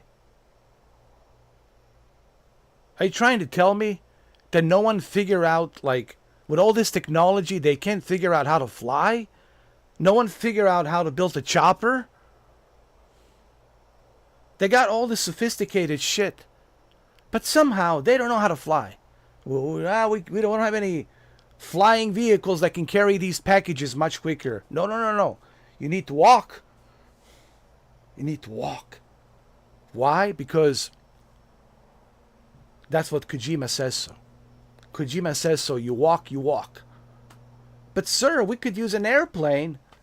No, you walk. You walk. And you have to carry this BB with you. That's right. Not only do you have to carry all these packages, but you got to carry this BB. And you have to calm down this BB. You have to talk to the BB. You have to calm it down. And you have to take care of the BB. You have to do everything. You're like the greatest babysitter of all time in a walking simulator delivering packages. Yeah, he's like a babysitter, like the greatest babysitter. Norman Reedus is like the greatest babysitter of all time. Delivering packages, and babysitting everybody, helping everybody. Yeah, man.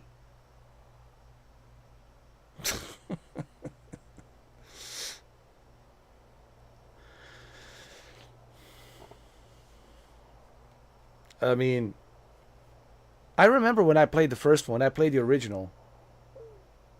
When I played the original, I was like, this guy has to have like a nerves of steel. Like nothing bothers him. He's never tired.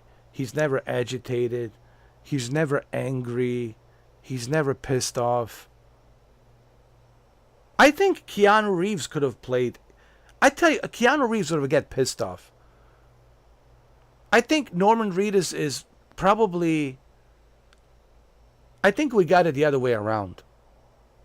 Guys, we got it the other way around. I think Norman Reedus is more modest than Keanu. I think Keanu is pretending to be modest, but behind the scenes, he could be probably like a real prick, probably like a real asshole. Probably, has a Ray Liotta in him like I do. But it's just, I think, the social media and entertainment and Hollywood made him into this modest guy. But I don't think he's really modest. I think he's probably an asshole. Like if you met him, probably like if you piss him off, probably be an asshole. I think Norman Reedus is probably the most chill. No, no, no. I think Norman Reedus is probably even in the Boondock Saints. Yo, even in the Boondock. That's when I saw him. Was Boondock Saints the movie? Even in the Boondock Saints, I was like, this is the most chill fucking dude ever.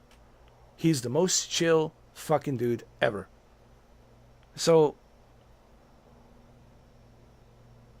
yeah, I think we got it the other way around. I think Keanu Reeves pretending, he's pretending to be a modest guy. But probably like behind the scenes, he's like a real prick, like a real prick.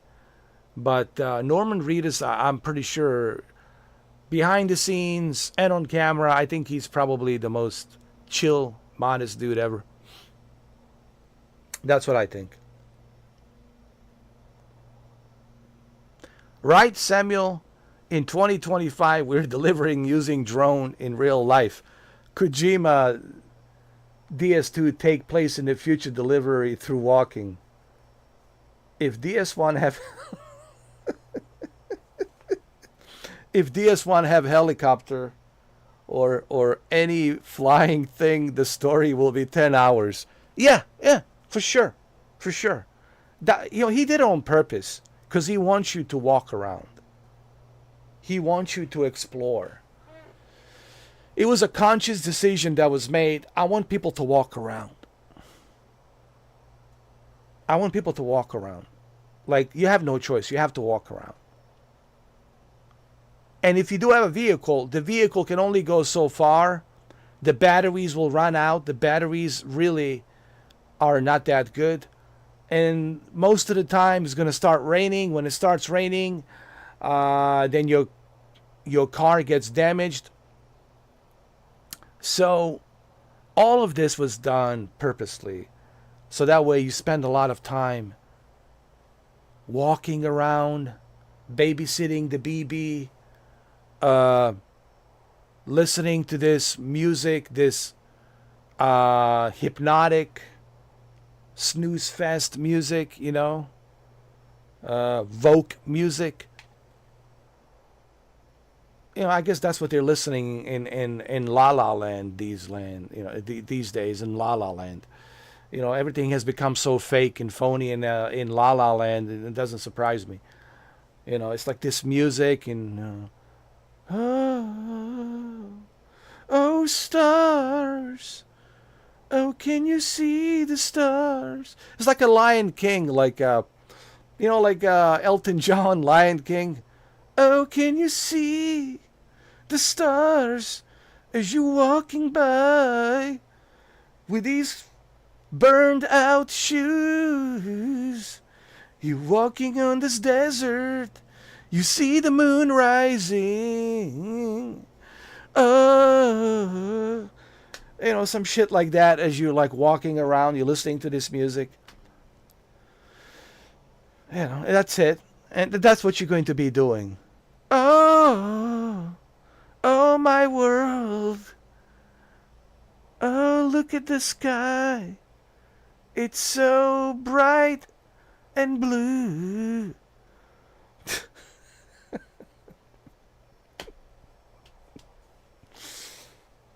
No, thank you.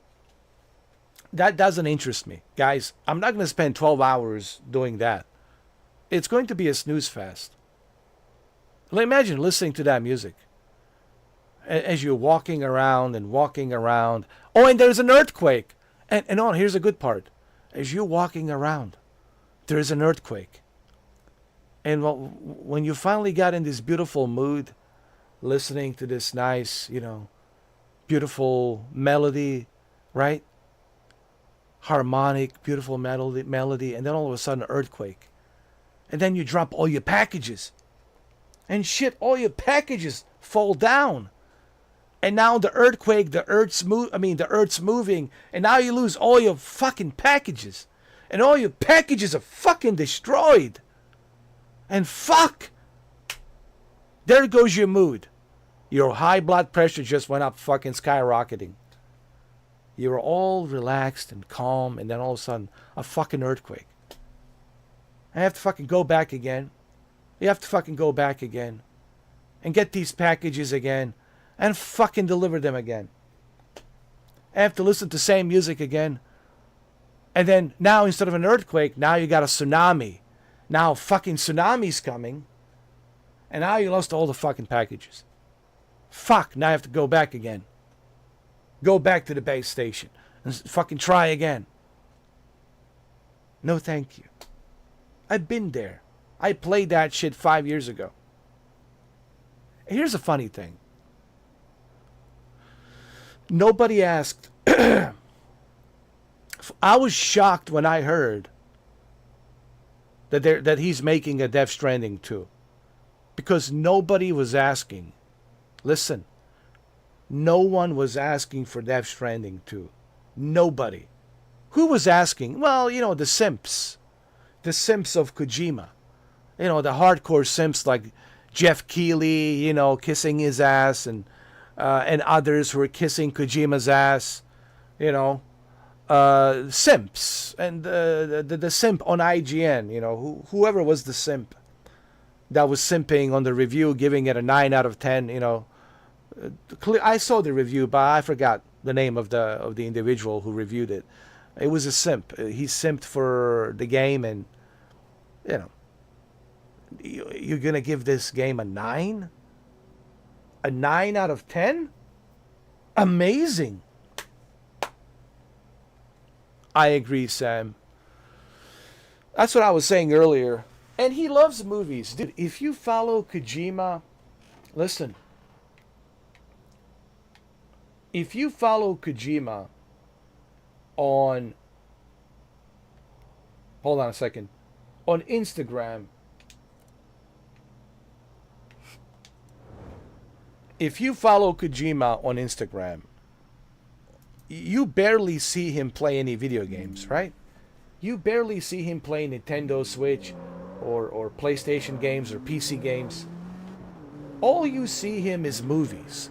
Movies, and music. I think he personally hates video games. I'll be honest. I think Hideo Kojima hates video games.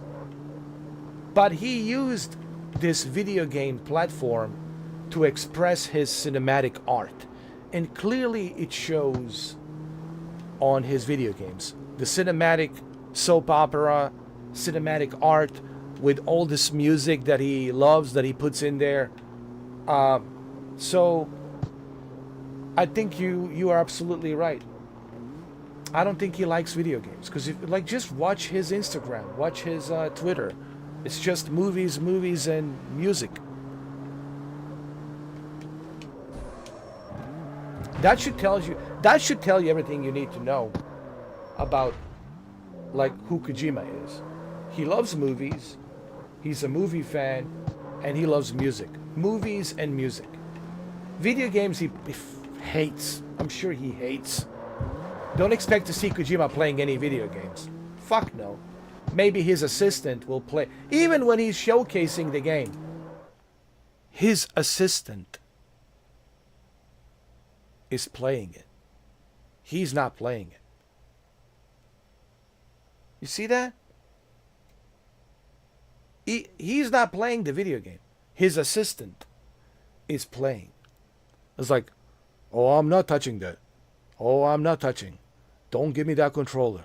Get that shit out of my face. You are my assistant. You fucking play the game. I'm paying you to play the fucking game. Play it. He hates video games. I fucking guarantee you. He fucking hates video games.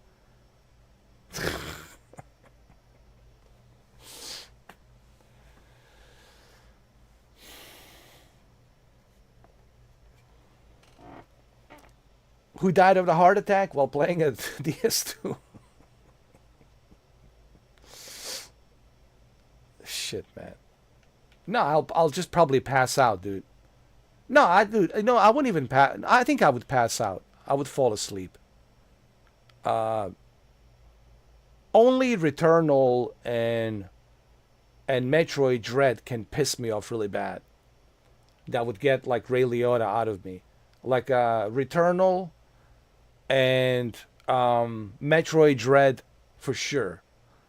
If you want to see Ray Liotta come out of me, like right away, you need to have me play Returnal and Metroid Dread. Trust me. That's the quickest way to get me to respawn Ray Liotta. But no, the Death Stranding would just put me to sleep. This is how it would be.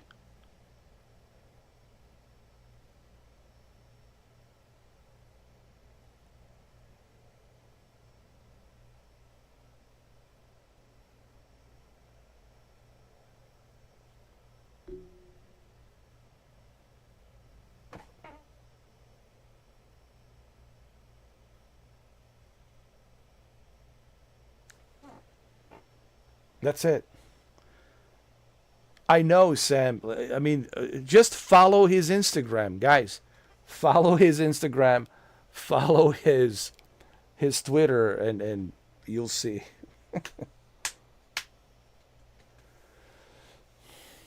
I know. There's this chick from Canada. I subscribed to her today. She's pretty cool, man. She's like a genuine gamer from Canada. I forgot her name. I'm sorry that I forgot your name. She doesn't have that many subscribers, but she's pretty cool. She's pretty cool. And she was talking about the Borderlands in Canada. It's same shit, like $90 US Canadian. And deluxe edition, it's 129. 129 US Canadian.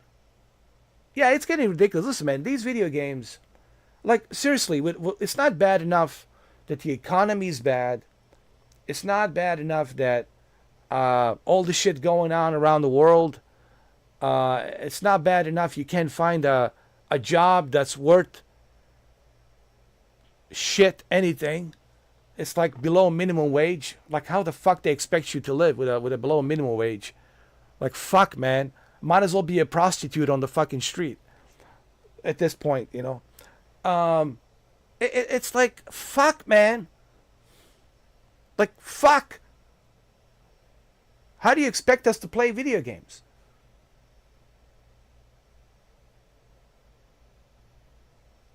In the name of an ancient alien butthole,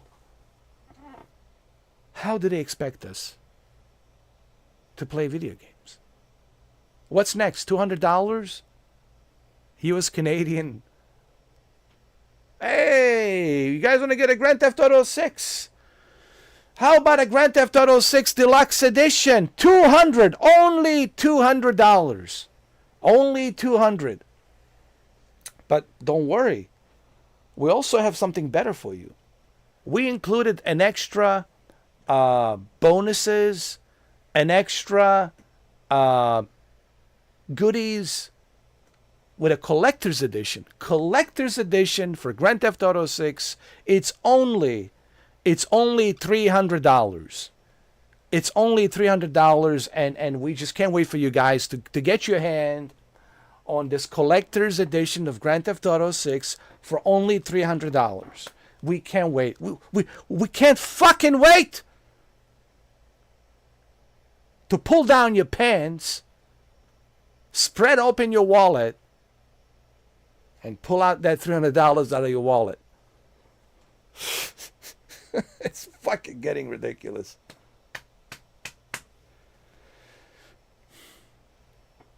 F1 the movie, from what I'm hearing, it's like a Top Gun on wheels. It's kind of like that.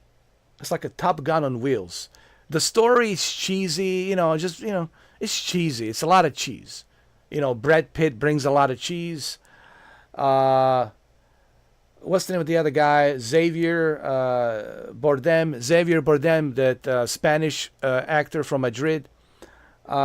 He brings some comedy to it, uh, but there's a lot of cheese. There's a lot of cheese, cliche, cheesy stuff. Plenty of cheese. A lot of cholesterol. A lot of cheese. Shit, man. Plenty of cheese. But if you can overlook the cheese, the action, the way the Formula One, it's filmed, it's very loud. Like they're saying, it's very loud. The movie is very loud. Subwoofers are working like relentlessly. It's adrenaline rush. It's gonna kick in that testosterone. Your dick's gonna go really, really hard like that. It's gonna go up. Your balls will get bigger. So it's gonna boost that testosterone, and it's gonna give you that dopamine effect. If you can overlook the cheesiness, if you just can overlook the cheesiness, all that cheese put aside, it's like a Top Gun Maverick on wheels. But it should be Top Gun Maverick on wheels because it's directed by the same film director who did Top Gun Maverick. So you're getting the same director who did Top Gun Maverick. It's doing Formula One. So you'll have fun. It's going to be adrenaline rush. You're going to love it. You're probably not going to like the cast. You're not going to like the characters, especially Brad Pitt with his bubble gum. Yeah, I just won 5 championships with Ferrari.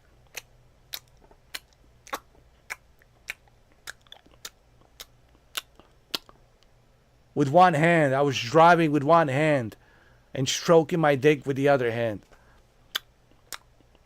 There's a lot of cheesiness.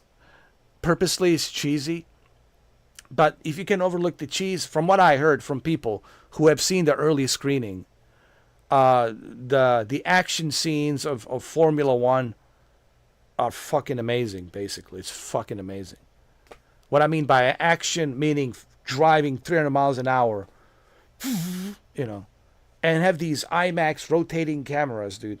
They have these IMAX rotating cameras, IMAX camera next to the wheel, on left and right side, next to the wing, overhead, IMAX camera rotating overhead. Dude, it's fucking amazing. So you're going to love the movie. It's going to be fucking great. As long as you can overlook all the cheesy Hollywood shit, it's plenty of cheese in there. That's in there,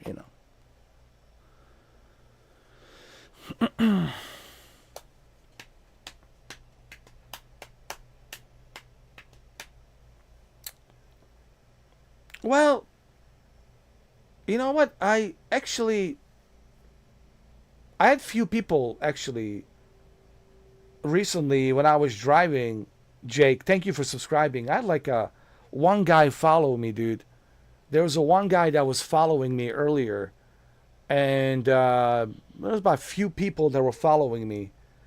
So there's some people here and there, but not that many. But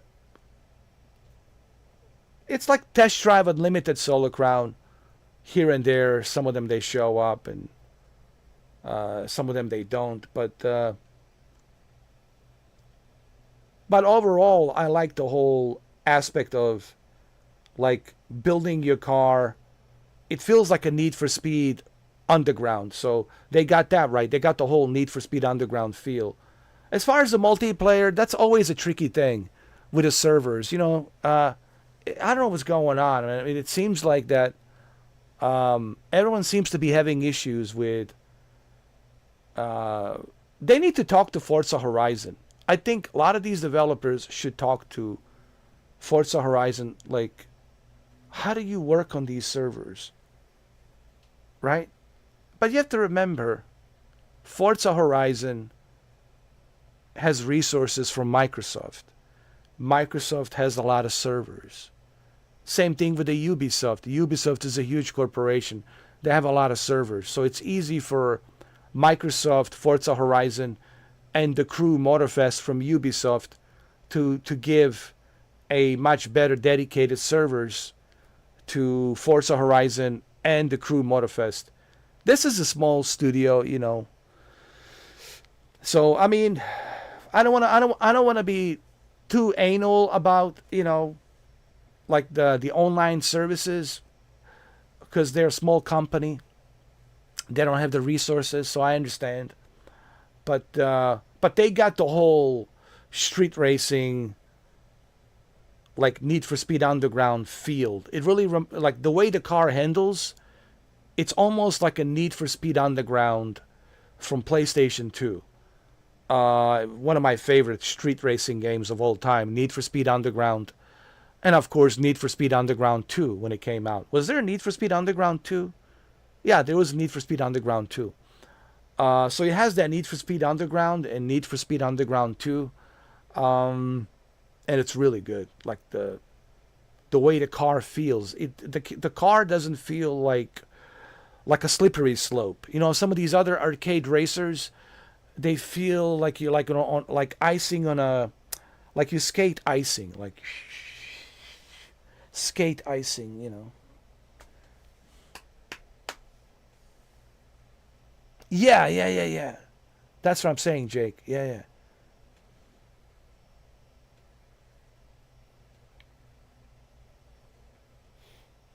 Sam, I don't talk about politics here, so I can't give you any comment on that.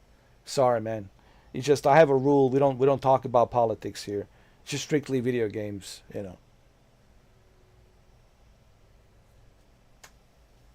I'm just letting everybody know. It's just like I really, to me, politics and it's just I don't. The reason I don't talk about it is because um, I don't like wasting time talking about something that I can't control. It's out of my hands. Like what happens in the world happens. Um, so I don't like talking about stuff that I can't control. You know, it is what it is. You know, it's just it sucks. It is what it is. It is what it is. But you got to live your life, man. You know, you got to live your life, and life is too short, man, to be worrying about that stuff. You know, enjoy life every day, and that's it. Yeah, that's all you can do, and be grateful that you're that you're living in a place where you're not dealing with that kind of stuff. Um, you know, so yeah. But politics about racing games is valid, maybe. No, no. We can talk about like Vin Diesel learning how to make a proper Fast and the Furious game. Maybe Vin Diesel needs to look at uh, CarXStreet and learn from. You know what? If Vin Diesel hired these guys that made CarXStreet to work on the Fast and the Furious, I think we would have a much better game than ridiculous Crossroads. Remember that stupid, ridiculous game that came out? Vin Diesel was promoting it. Oh, we got the Fast and the Furious, you know, Crossroads. Um, I can't believe I paid for that game. I still have it on my Steam. I do. I still have it. Maybe I should play it one of these days. I have it. I couldn't refund it. I have it. I still have it. I know what? I'll play it one of these days. I'll play it one of these days. I will. Fuck it. Why not? For the goof. Just for fun. For fun. They need to bring. Listen. Sony needs to bring SOCOM Navy SEALs. They need to bring SOCOM Navy SEALs 1, 2, and 3. That's what they need to do. And also bring the Gran Turismo. Why don't we have a PlayStation Plus? How come we don't have Gran Turismo 1 and Gran Turismo 2? Really, Sony? You're not going to bring classic Gran Turismo 1 and Gran Turismo 2? What's up, Jose?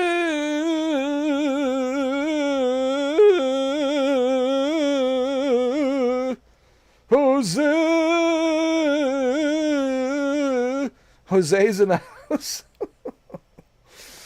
That's my terrible singing. That's my horrendous cover your ears singing.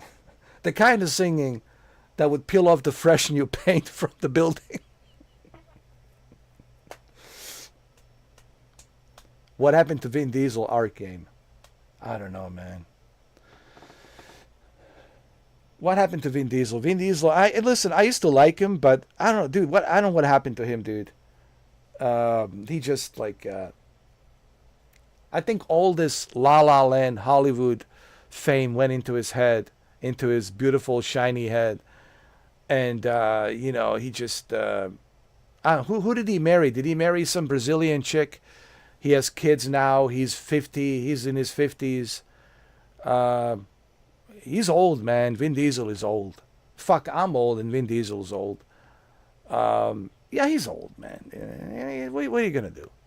I think he needs to dude, be done with the Fast and the Furious, bro. Move on to something else, man. Like, be done with the Fast and the Furious. I think it's time. It's been 25 years, man. I think it's time to put that to bed. But I have a feeling Fast and the Furious will never be put to bed. Never. I'm telling you, if I live to be 90 years old,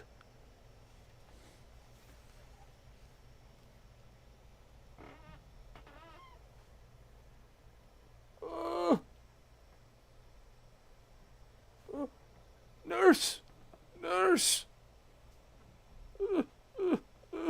nurse.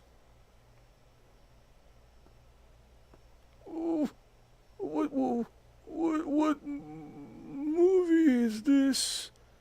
I can't see. What movie is playing?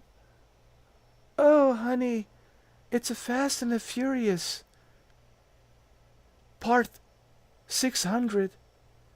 They are now colonizing the Jupiter moons. They have racetracks in the Jupiter moons.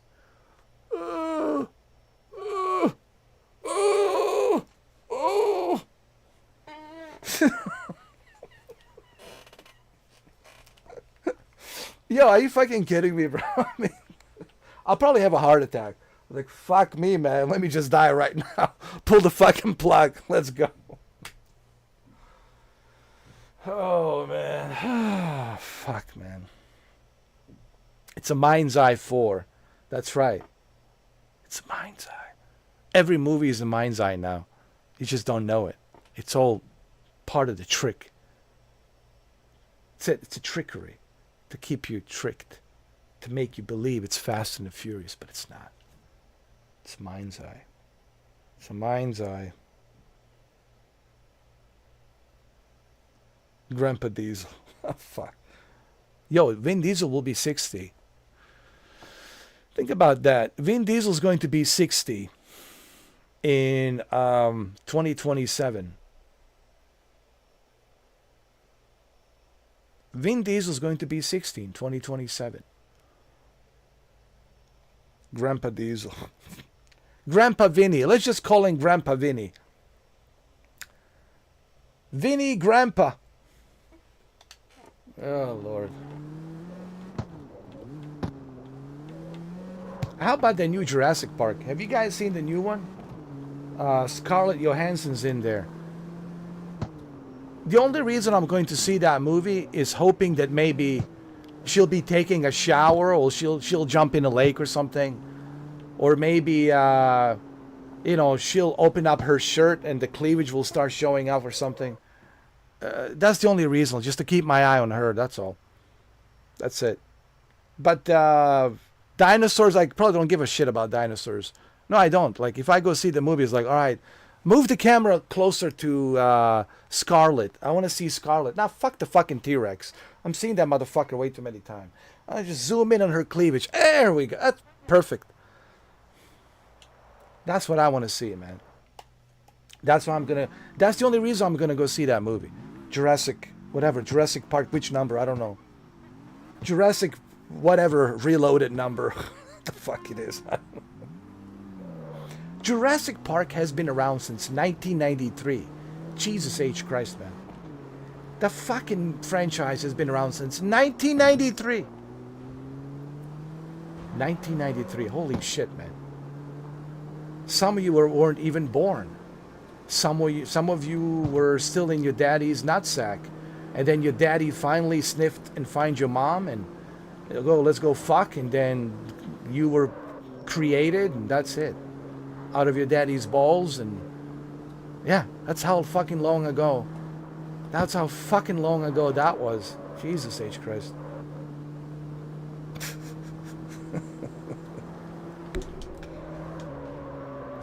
Oh shit, they crashed. I want to see her dinos, bro. I want to see her boobzillas. I want to see her. I'm hoping that maybe her pants will be like, you know, falling down as she's like crawling through some parts of the jungle, and then you see her ass crack, you know, as she's like climbing, like she's like either climbing or she's like crawling, and they're holding a flashlight, and her pants are kind of coming down because they're too tight, and you can see her crack of her ass, you know. Like, I want to see some. Well, no, we won't see that. This would be like a Mr. 4K's version of Jurassic Park. This would be the perverted version of Jurassic World perverted. Jurassic World perverted. You have to be 18 and older to see the movie. Come on in. You know, how about this? Like, after Universal logo and Amblin Entertainment, we zoom in into somewhere in Costa Rica, and there is Scarlett Johansson taking a shower, and there's this music, and she's using a soap and a shampoo, and maybe a nipple slipped or something, and you see a little bit of nipple as the shampoo is coming down, and then you hear this John Williams score. And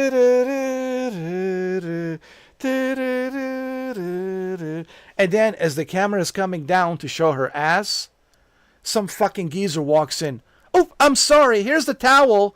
By the way, I have this new job offer for you. And then the scene cuts to this new job offer. Come on this, you know, expedition to, you know, track down these dinosaurs. This is my vision. Like, okay, if I'm directing a movie, I would tell Scarlett, yeah, you'll get paid a lot of money for it, of course. But that's how the scenes are going to start, you know, with an IMAX camera zooming in. With a... In Costa Rica, she's taking a shower and all that. And you see the soap and everything, and just like she's rubbing her titties and everything. You know, that's the movie. That's the movie you want to see. See, I know what you guys want to see. And then I mix it with some comedy and some action. That's how you make gigatrillions of dollars. That's how you make box office gigatrillions of dollars, man. That's how you do it, man. That's how you do it, man. That's how you film. People got to let me, listen, Hollywood, you got to let me direct the movie. You should have let me direct Jurassic Park. Listen, the ideas that I have, I mean, whoa, just whoa. I'm telling you. But unfortunately, you know, Hollywood would never agree with my ideas. It says, no, this is outrageous, unacceptable. It's unacceptable. We at Universal Studio, we shall never be exposed to this kind of perversion. Never. Yeah, well, Hollywood, you've been nothing but perverted in past hundreds of years. I'm just kidding. It felt like hundreds of years. I'm just kidding, not 100 years. Since whatever, 50 years.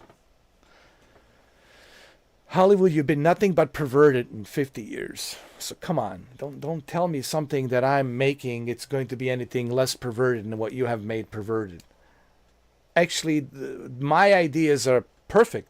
It's a combination of a little bit of perversion, a little bit of action, a little bit of comedy, a little bit of scare tactics, and you got yourself a billions of dollars box office hit.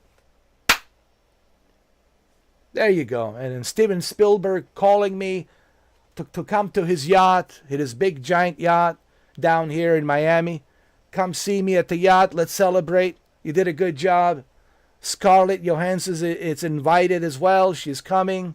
She's wearing her perfect dress just for you. And that's it. Done deal. And what happens on that Spielberg's yacht stays on that Spielberg's yacht. Okay? We don't talk about it. We don't talk about it, what happens in there. And Scarlett Johansson will definitely not talk about it either. What happens there stays there. Okay? So that's it. You see? It's a done deal.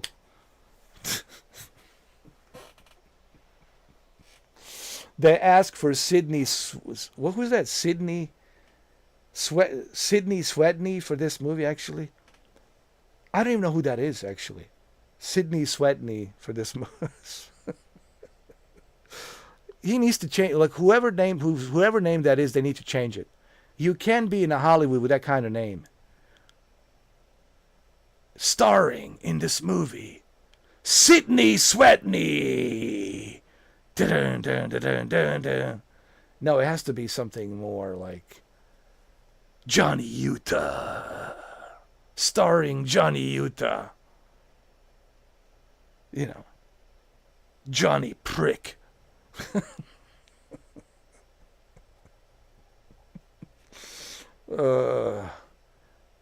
Starring Johnny Jerkoff.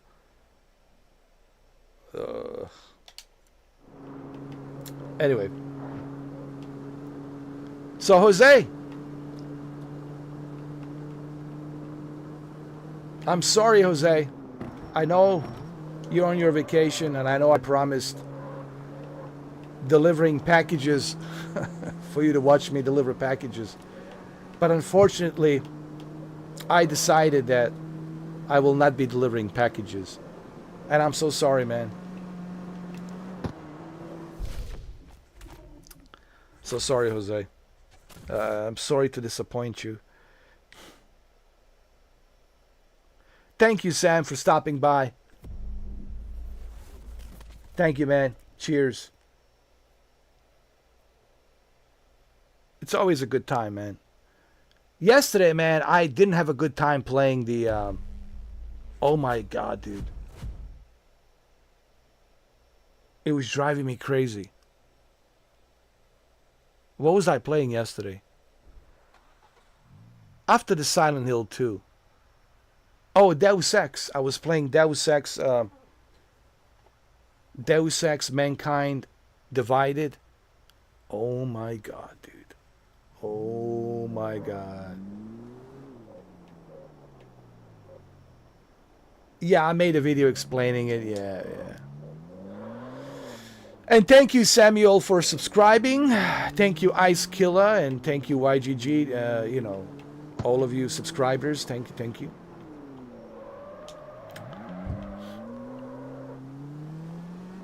I appreciate you subscribing.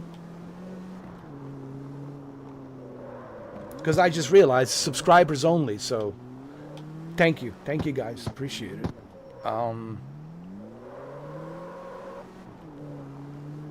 Yeah, Jose, I just, you know, I know it's getting a good reviews. I understand, but it's just like, you know,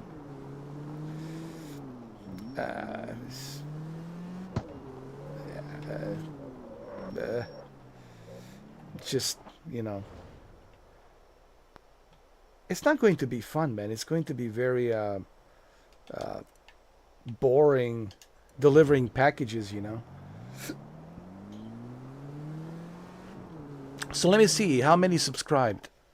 YGG has been a subscriber. Ice Killer 8, thank you for subscribing. Samuel Devados, thank you for subscribing. Thank you. Jake Mitchell, thank you for subscribing. Who else we have? Brink to 2011. Thank you, man. I unblocked you. Sorry, man. You were caught in the Ray Liotta moment. It is what it is. You got caught in the Ray Liotta moment. You know, it is what it is. Let's see. Who else? This guy was a troll. We're not going to mention him. Troll. This guy right here, whose name I'm not mentioning. A troll. Like, he's such a troll. It's like, dude, like, you want an Oscar for an obvious troll? I wish I could, like, give him an Oscar for, like, an obvious troll. And who else subscribed? Luis Fortunato. Thank you, Luis Fortunato. Yes, I'm Edo79. That's correct. I'm Edo79 on the PlayStation. Yes. That's how you find me on the PlayStation. You're not going to find me as a Mr. 4K. Mr. 4K. You're going to find me as Edo79. A lot of people ask me why I call myself Edo. Like, are you Brazilian? No, I'm not Brazilian. Are you Japanese? No, I'm not Japanese.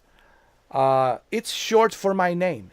You see, in Bosnia, we also use the Edo. Edo. But we don't say Edo, we say Edo. Edo. Like and do. And do. Edo. Edo. You know, it has to kind of like go with the like Edo. Edo. So we also use the Edo there as well. But I know Japanese use the Edo, and I know Brazilians use the Edo. But I'm a Balkan American Edo. Ooh. It's just a short nickname. Like, for example, Charles, it's Dick. They call him Dick. If your name is Charles, you're Dick. You're Dick. If your name is Charles, automatically you're a Dick. If your name is James, then it's, Jim, Jimmy, James, Jim, Jimmy, Jimmy, Jimbo, Jimmy. If your name is Curtis, then it's short for Kurt. That's why Russell, Curtis Russell, you never see him call himself by his, full name, Curtis Russell, starring in, Escape from New York, Curtis Russell. No, Kurt Russell. So it's short for, So same thing with my name. It's short, so it's Edo. I hope that's clarified. You see, you learned something today about me. You learned something today.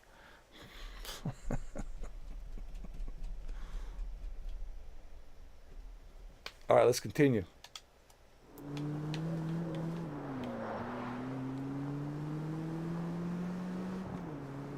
Ray took a lot of them that night.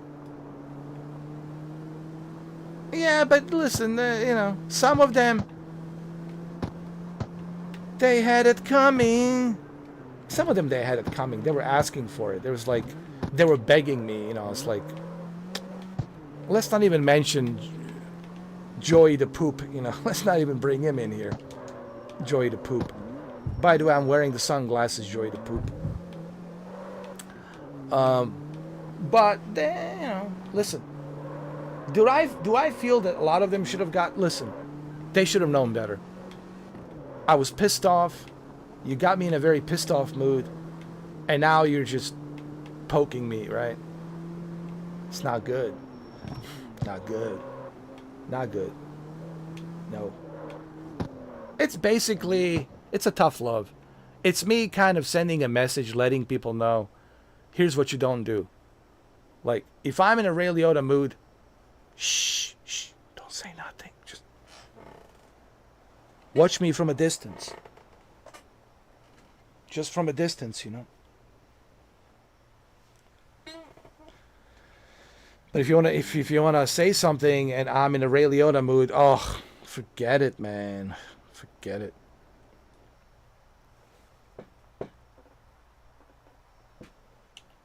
So now they know. Now they know. Sometimes, you know, you have to send a message. You have to make a point. You know what I mean, Shuki? You got to make a point so people understand. All right, here's what we don't do. Here's what we do. You know. And some of them, they will never learn because they have all this ego about themselves. They think they're so special. So special. But they realized that they're not so special. 'Cause why? 'Cause they never asked themselves why. They're not special. Am I special? No, I'm not special. I'm just, you know, special. I'm a special kind of a breed that, you know, comes once in an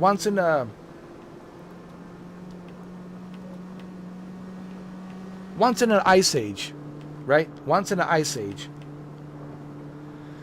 So you have to wait for another ice age to see another breed like this, you know.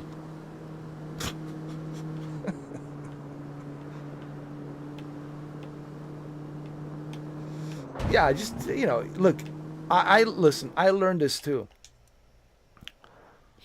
Like, when my dad would get mad, I knew that to shut the fuck up. I would shut up. Like, I wouldn't say nothing. I was like, all right. Just gonna listen to him, and that's it. He's gonna yell at me like a drill sergeant, and that's it. Yes, sir. Yes, sir. Yes, sir. Yes, sir. And that's it. Just yes, sir.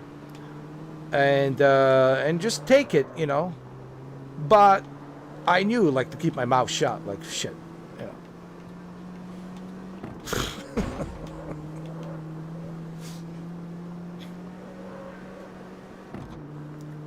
Because people think that sometimes them saying something, they're going to de-escalate. No, you're not going to de-escalate.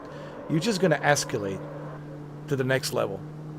And you're not helping, you know.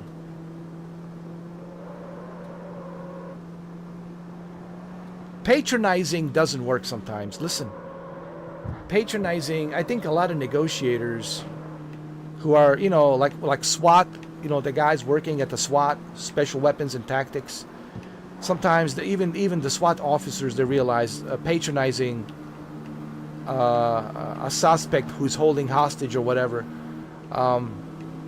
you got to be smart, man. You know, you don't patronize. You have to understand that the individual whom you're negotiating, it's also smart, and you got to be careful. Negotiating, being a negotiator is probably the hardest fucking job, dude. Think about it. Lives are at stake, and if you make the wrong fucking decision as a negotiator, lives could be lost.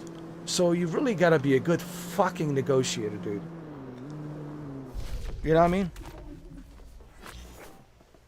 You gotta be really smart. Like, you gotta be able to, like, dive into their mind. Like a mind's eye, you know? To dive into their mind. Right? And then dive deep into their mind. Control their mind. Control it.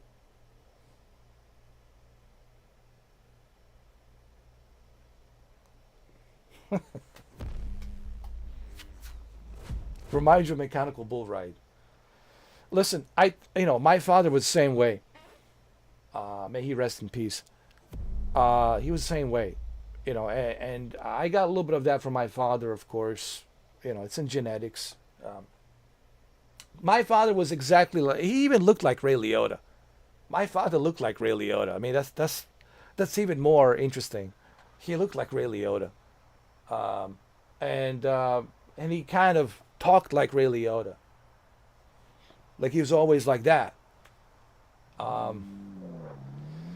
So I'm not saying that I sound like Ray Liotta, but I certainly have those qualities that my father did, and it carries over. You know what I mean? It's in the genes.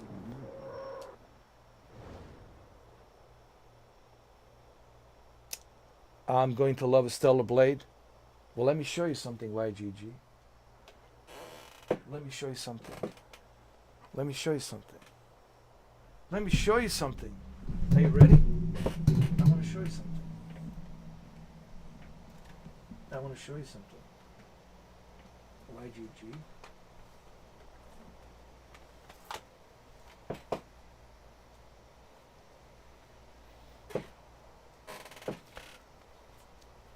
I've been pleasuring myself with a Stellar Blade day one. Since day one, my friend. Since day one. You see that, YGG? Since day one. I've been pleasuring myself. Now I know on a PC, I can pleasure myself even more. Properly this time, I can pleasure myself. I played it, man. I did. Yeah.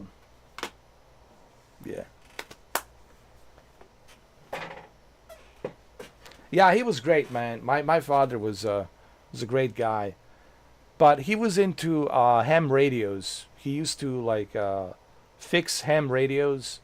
He's done a lot of communications on the ham radios. Um, he loves radios in general, but he was always like into amateur radios, ham radios. Uh, I remember when he first made his first contact with someone in China. This was back in 1984. I was like a little baby, and I was sitting on his lap, and he made a contact with someone in China in 1984. And you had these like, my dad used to build these giant antennas, man. This huge, like these antennas. I think he might have communicated with aliens, man. For I don't know, man, what he did, in that he had this like this attic room. This is way back then, the place I used to live at back home. He had this attic, and in this attic, it's all like ham radios and shit. And then there's like antennas on the fucking roof, giant antennas, man. And I hear all these noises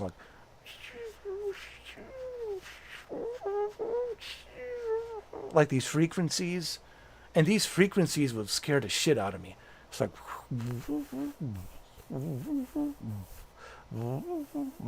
like fuck, man, is he communicating with aliens and shit? So he was a ham radio master. Yeah.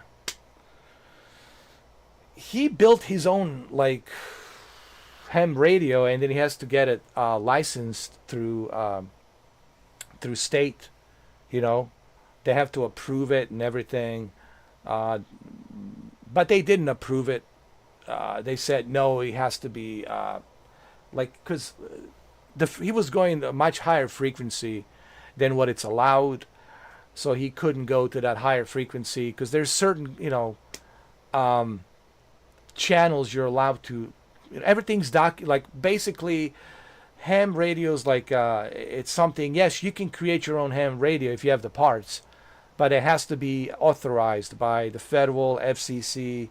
Has to be authorized by the government, and apparently his wasn't authorized because it didn't meet the requirements, because he was going for a higher frequency, and they said no, those higher frequencies are reserved for military specific military channels back then, and you can't go to those frequencies. So apparently he had to give it to the government. Government took it, and I don't know what they did with it. Did they destroy it? Did they no, they took it. So they give it to us, and he gave it to them. You have to give it. Like, here you go, take it. And they took it from him. And then he bought was it Grunding? Was it Grunding? I think it was a Grunding um, ham radio. This giant, huge Grunding fucking ham radio, dude. I'll show you some pictures, guys. I had tons of pictures, black and white and color, all kinds of pictures. This Grunding fucking ham radio. It was like, dude, this thing was like fucking. It was like a Xbox Series X, but like in width. It was like as wide as the Xbox Series X, but much longer. Like it was this huge, giant, like receiver, dude, from Grunding, I believe. And on this receiver, dude, he was making calls. I remember him making calls, dude, like with people in like where was it? My goodness, in Peru, talking to somebody in Peru, then talking to somebody in Australia, Melbourne, Australia, talking to somebody in Alaska, talking to somebody in Iceland, in Greenland, um, and the frequencies were so clear, like, dude, you could like, it was like a person was sitting next to you. He has these giant speakers, so he can hear when the person is talking and everything. And it was from Grunding. It was just like this huge. There's a company called the Grunding. It's like this huge receiver, dude. And he had so many. Like he used to like. Then after that, he kind of stopped doing amateur radio stuff. He was like he had a license and everything and all that. Uh, like I said, he just couldn't make his own ham radio because he didn't qualify. It has to go through qualification, and the government took it. Said, no, you got to give it to us, and they took it. I don't know what they did with it. They have it. It's in their possession. And so he stopped doing that. He stopped working on the ham radios. He did fix them. He was doing a little business fixing him. Like people would send it to him, and he would fix it. He had a license and everything. He was licensed. So he would fix them, and he would make some good money off of that. But he couldn't create his own, like a ham radio, and he was really pissed off about that. But because of regulations, because the government reserves a certain channels, and these channels are reserved for military and the Air Force and ATC, and there's certain like limitations with the airways from the FCC and the government, what they allow for you to communicate, because everything's being monitored.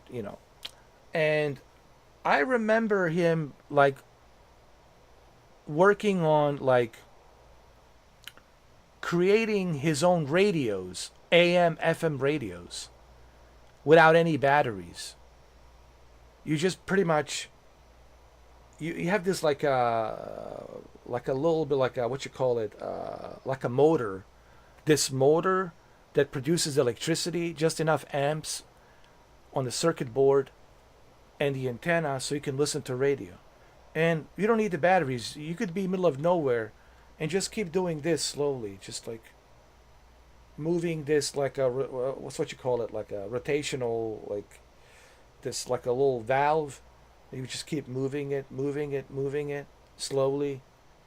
He tried to make it so you don't hear any noise. And then there was a speaker he built on it, a couple of speakers, and you can listen to radio. So you could be middle of nowhere, dude. And also he built a flashlight, so you can use a flashlight. So if you're if you're camping, if you're middle of nowhere and you're camping, like you'll be able to do that. And he also built a compass, uh, where basically you can tell by gravitational pull of the Earth, if east, south, west, and like the needle would point out, where's north, where's south, where's east, where's west. So like if you're stuck in the wilderness, dude, like with this radio, he used to make that. I don't know what he did, man. I gotta talk to my brother. He took a lot of his stuff and put it in the basement. But yeah, my dad was like Ray Liotta, but like also a little bit of Nikola Tesla. You know, he had like a little bit of Ray Liotta mixed with Nikola Tesla. Like he was the happiest. My mom told me, and I asked my mom, and she says he was the happiest when he was working, like when he was working on the stuff, on the ham radio, on the shortwave FM AM radios. Like he was the happiest guy ever when he did that.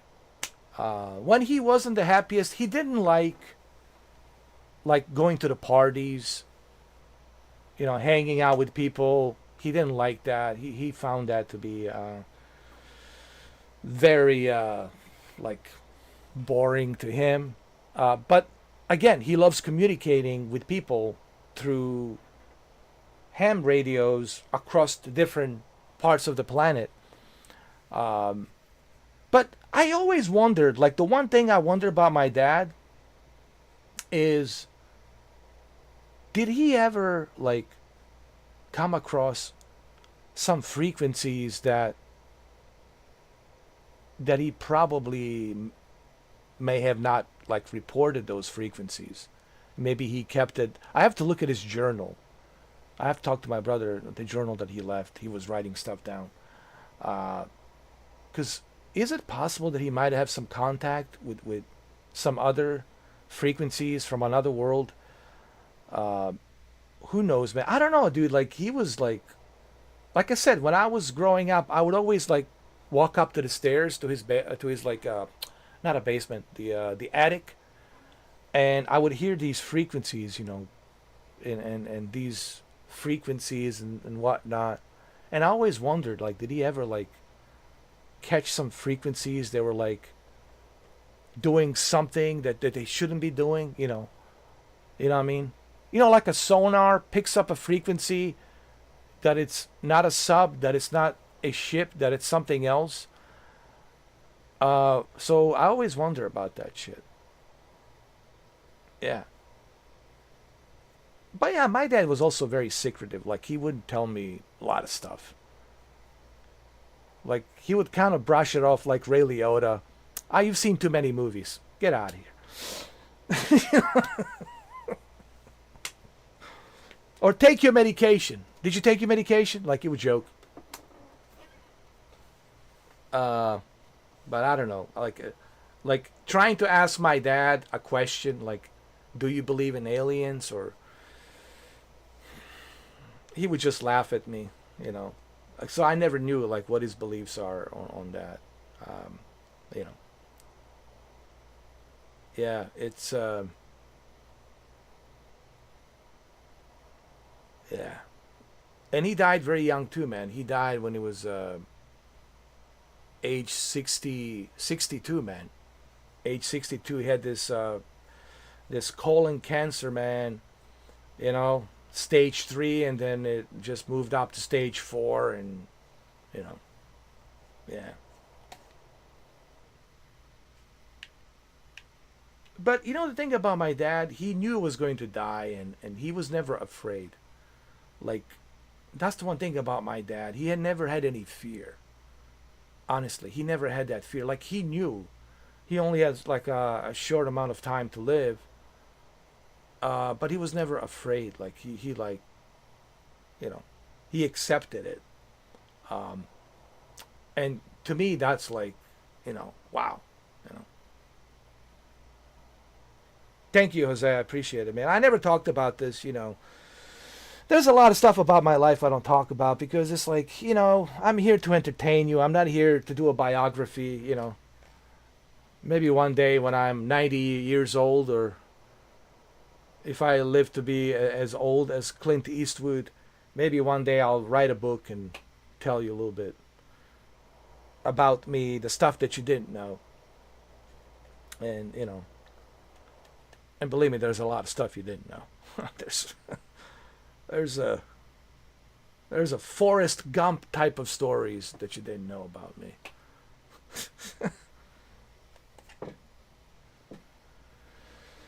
I know, man. The fucking cancer, dude. It's so fucking strange.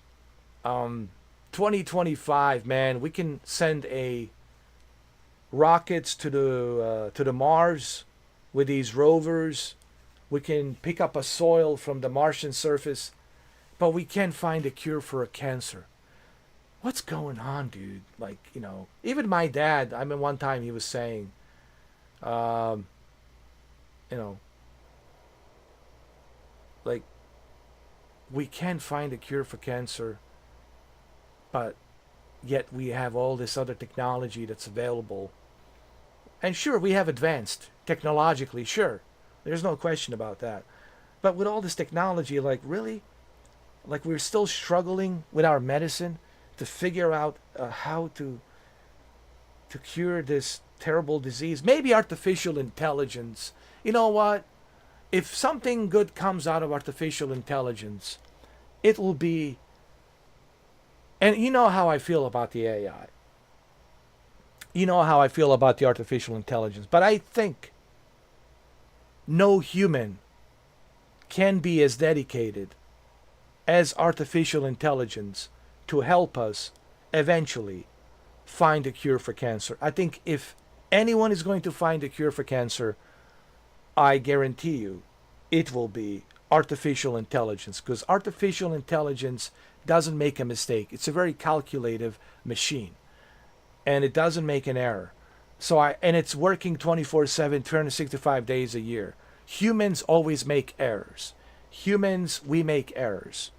We act on emotion, we get tired, we make errors. And artificial intelligence doesn't do that.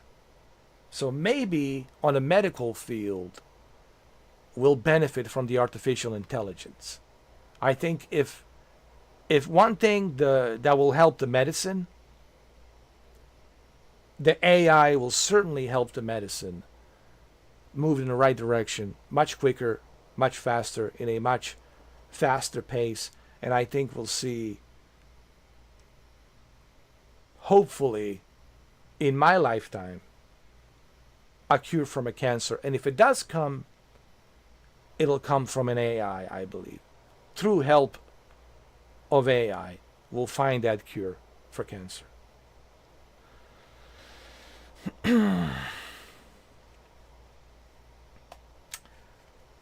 YGG, now we're jumping into conspiracies, my friend. Now we're jumping in that rabbit hole of conspiracy. Think about the conspiracies, man. Hey, look, I used to be like pretty big. I used to watch Ancient Aliens, dude. I used to watch like all of these documentaries about conspiracies and all that stuff. Here's my thing with the conspiracies. The thing with the conspiracies is they're easy to be dismissed due to the lack of evidence support, like a hardcore evidence to support it. And then you always end up with this like a circle that keeps spinning, that keeps spinning, and it keeps spinning, and you never get anything concrete, and it just keeps spinning, and it keeps spinning. All right, and then while it's spinning, it's like a blender. You're adding an extra flavors. You're adding the strawberries. You're adding some coconut. You're adding some kiwi in there. You're adding some apples and oranges in there. You keep adding stuff and you're blending that as a circulating, but you never get anything concrete. And I think that's like the issue with the conspiracies. It always keeps going in that circle, and it never really gets you anywhere. That's not to say that there aren't secrets out there. Sure, I'm pretty sure there's a lot of secrets out there. But the problem is these secrets are buried so deeply, and they've been pre-cooked, pre-washed, pre-manipulated, that you're never going to get to the bottom of what really happened. You're never going to get to the bottom of the truth. So conspiracies is something, and I know conspiracy sounds like a dirty word. And it does. And in some ways, it sounds like a dirty word. But that's because, you know, when people hear conspiracies, they get turned off because they're like, here we go again. Where's the book? Where's the book? Any day now. Are you selling the book? All right, where's the book? And, people think fraud. Now, the issue with the conspiracy has turned into a fraud. So now you got a lot of conspiracy theorists out there selling books, making money, and now people thinking it's a fraud. So it really has it's become like a dirty word, you know. And that's the issue with the conspiracies. It's just it's been a blender, a non-stop blender of all of these ingredients is in there, and you just don't know what you're tasting. It tastes like something, but we don't know what it is. Oh, it tastes like a conspiracy. So I'm not like, I used to be into conspiracies, but I stopped after 2012. I was just bullshit, man. All this, Nibiru's coming. Oh my God, can't you see it? Nibiru is coming. Oh, there he is, Nibiru. He's coming. It's the end of the world. December 21st, 2012. They even made a movie in it. God, they even made a movie about it. Oh, the world's coming to an end. Conspiracies really have turned into just like a profit. Now, I did make a video about Al Bielek, but that's only because I personally believe that Al Bielek have experienced something. I don't know if Al Bielek, I don't know if you guys know who Al Bielek is. Okay, he used to work for the Montauk Project, and supposedly they were able to figure out a way to time travel into the future. And supposedly he went to 2137. And when he went to 2137, he was told that there was a World War III, a brief like World War III, didn't last too long, between East and West. And after that World War III, it wasn't the war that really made everything go upside down. It was the climate change, the major shift in climate change that happened after 2025 into, like, I forgot which year it was. There's a major climate shift in the nature, the volcanoes, tsunamis, earthquakes. It was such a major shift that really started, like, creating all kinds of problems. Sure, the war was brief, but sure, the war didn't help, according to what he was told. The war between East and West didn't help. However, that wasn't the main reason. The main reason was the natural causes of the earth changes that has happened. Now, you have to take this with a grain of salt, so you don't step into the conspiracy theory bullshit, right? And I'm also very careful. And when I made that video because out of all the people, while I was studying conspiracy theories, out of all the people who claim to be time travelers, Al Bielek was the most articulate individual. He never changed the story. Everything, it's always articulate. If somebody's making a lie, they can remember the lie that they made an hour ago. They can remember the lie they made yesterday, the day before yesterday. So they keep changing their story. That's what a liar does. He wasn't doing that. He was very articulate. And when you watch his interviews, when you listen to Al Bielek, you come to the conclusion that, at least I came to the conclusion, this guy is articulate. Do I believe that he went to 2137 and they told him that there was a brief conflict between East and West, and there was all these climate changes happening throughout 2025 into 2035 and 2040, 2050. Um, do I believe that? No, because I don't know. But I'm believing that he's articulate, and he was articulate. And I also believe that something happened to him during this Montauk in New York, in Long Island, New York, this base, this military Air Force base with a big tower, underground facility that they were doing all these experiments and projects. I believe that he has experienced something, whether it's MK Ultra or some other remote viewing hypnotic psychosis type of remote viewing, whatever it may be. I believe he experienced something. Whether he went to 2137 and came back, I don't know. All I can tell you is the guy was very articulate, and the way he talks about it was very articulate, and I believe he was telling the truth, that he has experienced something. He has experienced something. What that is, your guess is good as mine. Did he go to future, or did he have a premonition? Was he able to remotely view what happened in 2137? I mean, in 2137. I don't know. I don't know. But I choose to believe that he was telling the truth about what has happened to him, his experience. Something happened to him.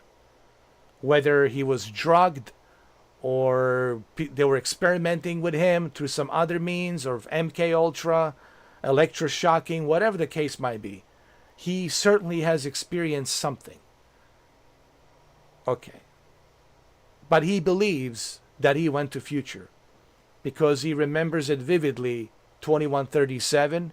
He remembers vividly that he had radiation burns because they strip you naked, because you can't travel through future with your clothes, and you can't bring nothing with you. You can't bring any metal, because that metal will be melted into your hand and you're going to die. So basically you have to be naked.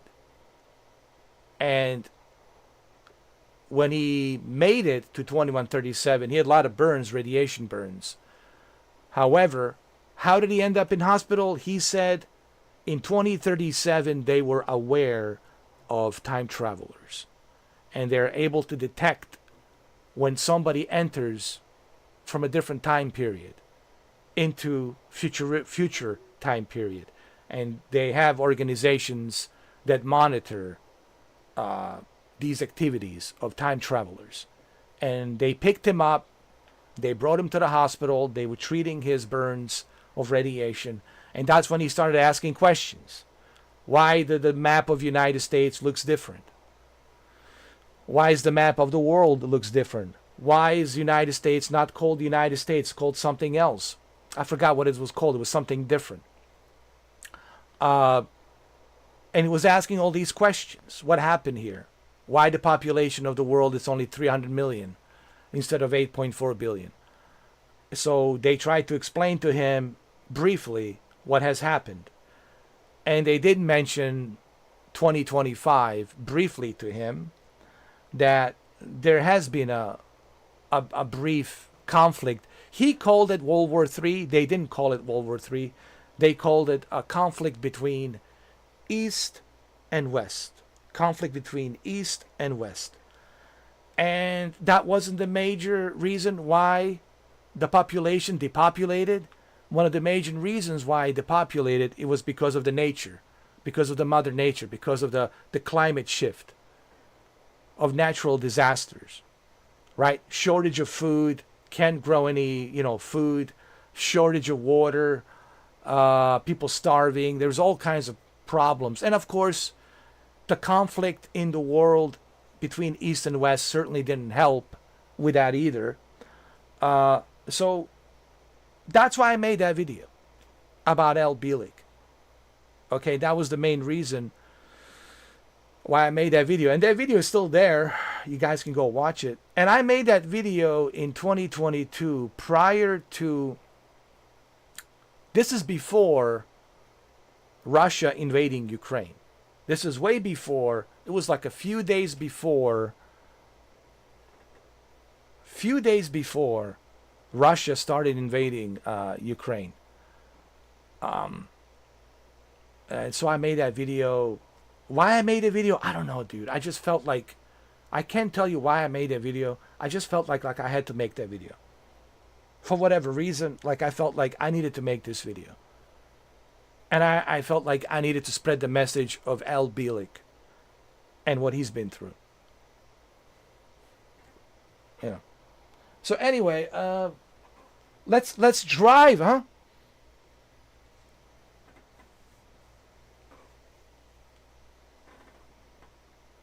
Yes, Jose, I did a radio interview, but they took it down because that was with Art Bell. You know, because Coast to Coast Radio does not allow, without their permission, to play any of their episodes of Art Bell. It's copyrighted. You have to have a permission to play it. So I had to take down that video. Yeah. Deja vu is tapping into a timeline of another version of you, where you feel the echoes of their choices, but you get to take a different path. But that's also reincarnation, right? This goes back to reincarnation. Did I live in another timeline? Am I a reincarnation of someone else? Like, I've been to places that my very first time going to certain places, and I know where everything is. This happened to me many times.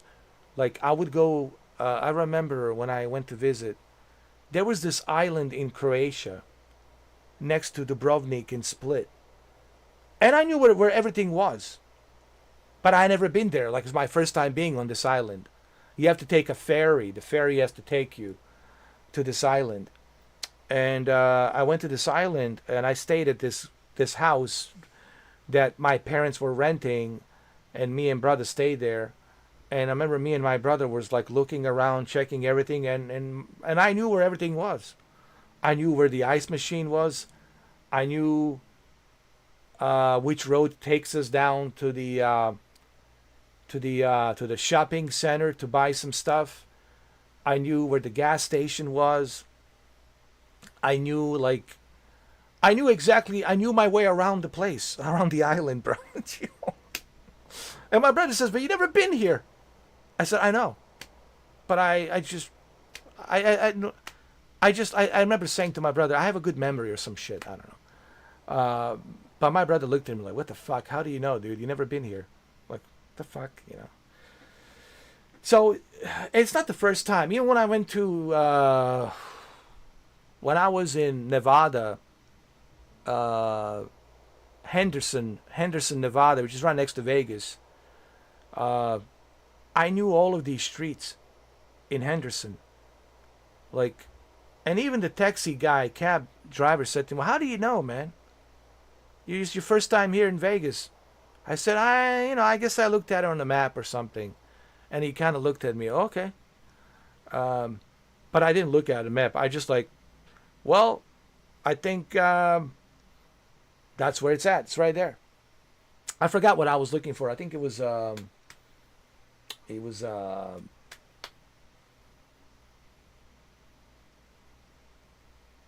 I know what it was. It was a Man's Warehouse for the suits. I was looking to get myself a suit. All right, because there was a wedding. There was a wedding there, and I was invited to the wedding. And to go to a wedding, you have to have a suit and everything. So I knew where the Men's Warehouse was, and I said, "It's right on the left, right here." And the cab driver goes, "I know where it is." And he turned around, he drove out. I said, damn, boy, I know where it is. How do you know where it is? I said, well, I just know. So, many moments like that, dude. Like, I have moments where, like, I can look at a person and I already know what they're thinking. Like, I already know what they're thinking. And it makes me angry that they're thinking that about me. Like, why the fuck would you want to think that about me? But I mean, I don't say it, but I'm thinking in my head, like, why the fuck would you want to think that? Like, why would you? I mean, but look, people have a right to think of me what they want to think of me. It's their God-given right. But man, when you really tap into humans' mind, how many times people make wrong judgments, knee-jerk reaction, wrong judgments about each person. It's unbelievable how people judge so quickly, so fast, and you're like, wow, man. But look, my life, it's an interesting as it is, because you have to remember, I was born during an earthquake. I'll just say this one thing. I was born during an earthquake. And if you don't believe me, go Google it right now. April 15th, 1979. The same date, the same time, on a Balkan region, this earthquake happened. 7.4 Richter scale. 100 people died on the same exact time, the same exact date that I was born. Not only did the earthquake happen on April 15th, 1979, and 100 people died, guess what else happened? Titanic sunk, and a lot of people died. So, I'm really not like big on celebrating my birthday because of that. And yeah. So I was never big on like celebrating my birthday. My life, it's an interesting one, man. There's so much I'm missing out. There's so much I'm not telling you. But maybe one day. Maybe one day I will tell you when I get older. If I live to be 90, like Clint Eastwood, maybe I'll, write a book about it, tell you about it. Right? Who knows? But anyway, I don't think about it, guys. Don't even get me started about the Bosnian War in Sarajevo. Like, how am I still alive? I should have died. The blast should have split me apart. Or at least the particle from a 155 millimeter mortar should have at least go through me. Everybody else hurt, losing their legs, losing their arms, blood all over the place, laying on the ground. And I look at myself. Nothing. Nothing. How many times I crossed that bridge? Because I had to go to school. We had, like, even in Ukraine, even during the war, they had school. You had to go to school. And I have to cross this street that has the bridge, and the Serbian forces had a sniper. And sniper was always there shooting, right? Well, I bet you have to cross that intersection. And every time I would cross that intersection, I can feel these bullets. I feel the heat of passing by of these bullets. Hitting the ground, hitting the wall, the glass, or whatever. None of them hit me.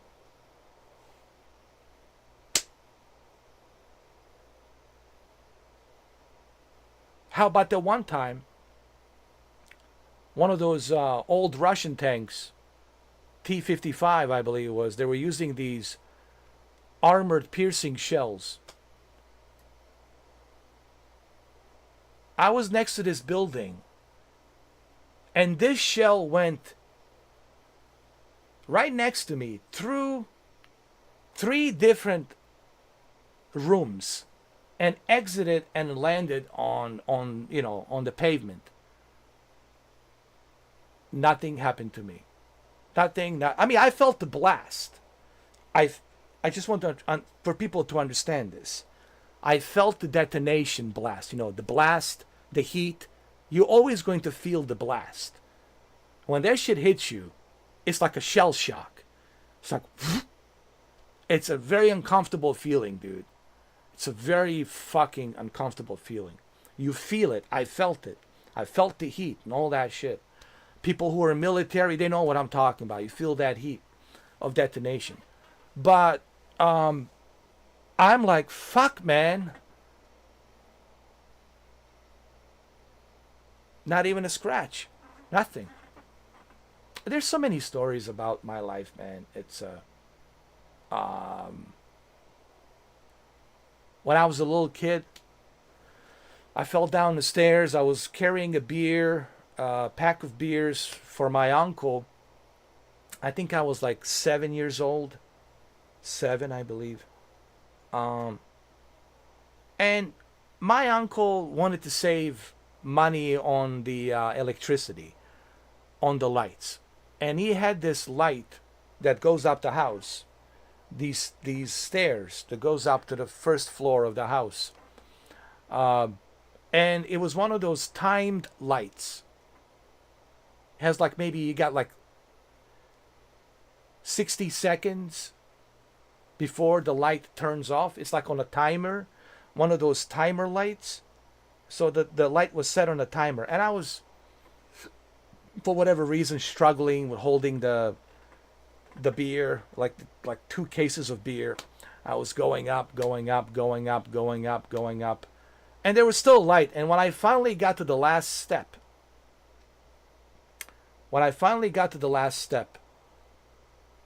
the light turned off. And all I remember is waking up in a hospital with it's right over here. That's where I cracked my skull, right over here. And apparently they told me, well, my parents told me I was in coma for like 14 days, 2 weeks. And they said it's a miracle that I survived, because they were certain 100%, especially with medicine back then, it wasn't all that sophisticated, that this internal bleeding would have definitely killed me. But for some reason, that internal bleeding stopped, and it wasn't infected anymore. And the doctors can't explain how the fuck that happened.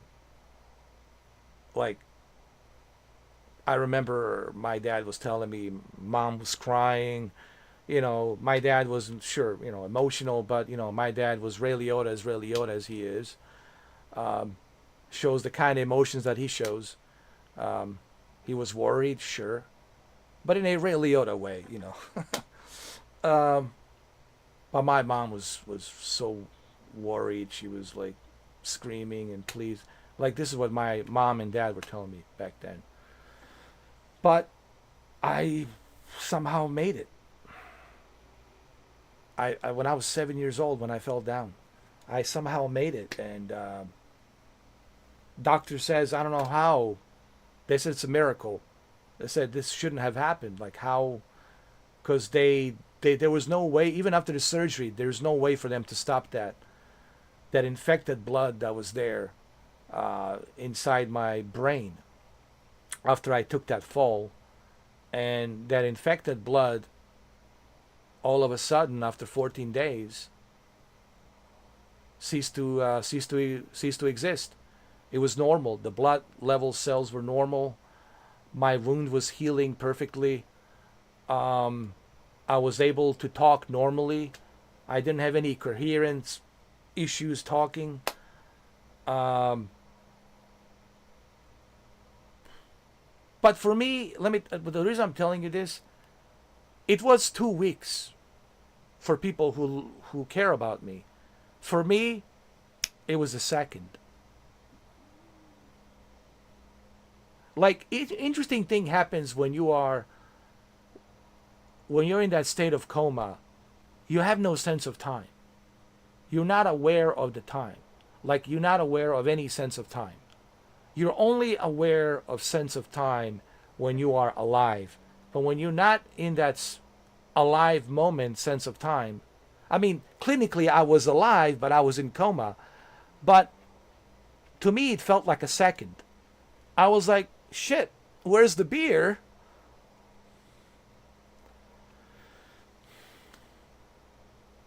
I was like, where's the beer, dude? Like, and then my uncle was laughing. He says, nope. I said, forget the beer. I'm glad you're alive. I'm glad you're okay. So that's what happened to me when I was a little kid. You know, so many stories about me, guys. So many.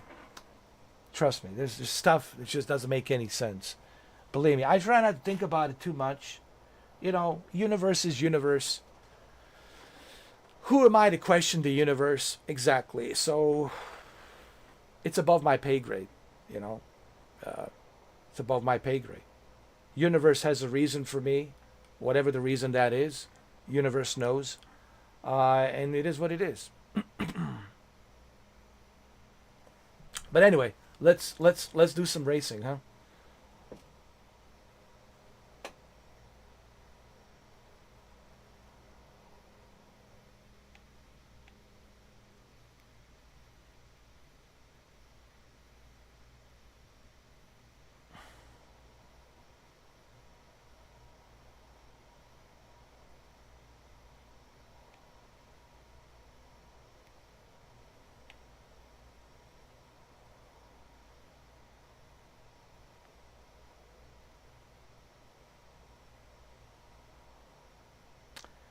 What do I think about the next gen Xbox having both Steam and Epic Games Store?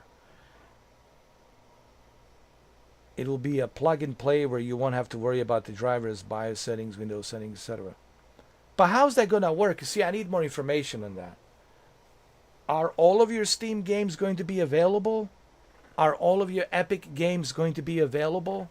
Or is only specific authorized games will be available? See, there's a lot I don't know about the whole thing, so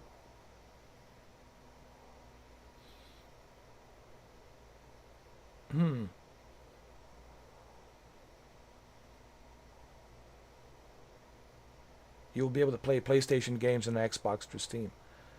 Well, that's pretty good. There you go, PlayStation fanboys. There you go, PlayStation fanboys.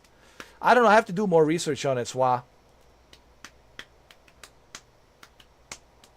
If all the games will be included, I think that's a bonus. That makes the Game Pass and Xbox like the place to play, dude.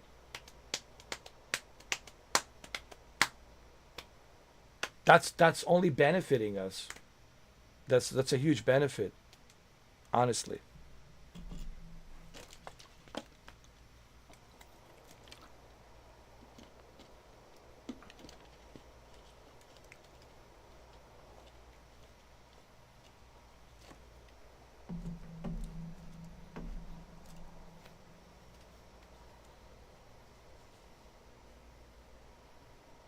I'll tell you what, I'll do more research on it because I haven't done much research on that. So I usually like to talk about things that I've done research on. So I'll look it up. I'll do my research and I'll let you know what I think. You know, I'll look it up and I'll let you know. But if what you're telling me, if that's what it is, then that's pretty amazing, though. I like the convenience of having everything in one console, right? I'm all about the convenience. Like, you know, the more convenient it is, the better.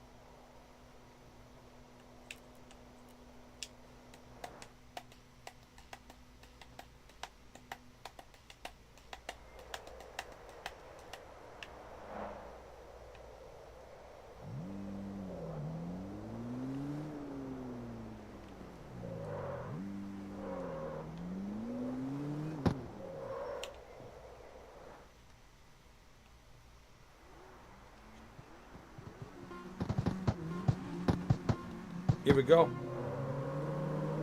I even forgot how much money I made. I've been grinding it, so I made my car to be more sport. It's like the best way to explain this game. Think of it like a Need for Speed Underground, but with an open world Need for Speed Underground. And of course, there's a online multiplayer open world. It's like a MMO, massively multiplayer online type street racing. Some people are saying there's not enough people on the servers.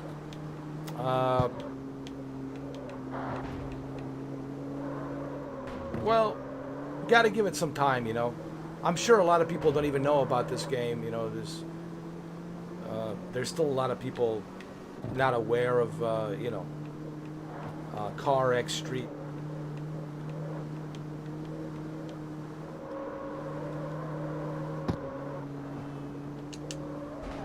Oh!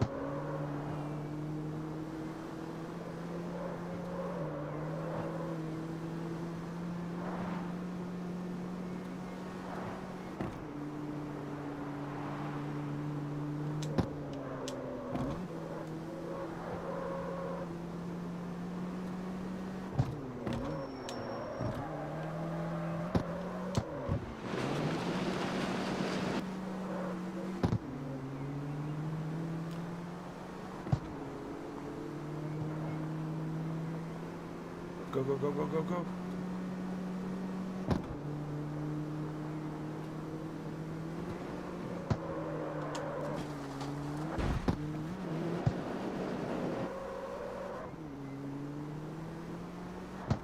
No, I have to restart this. Hold on.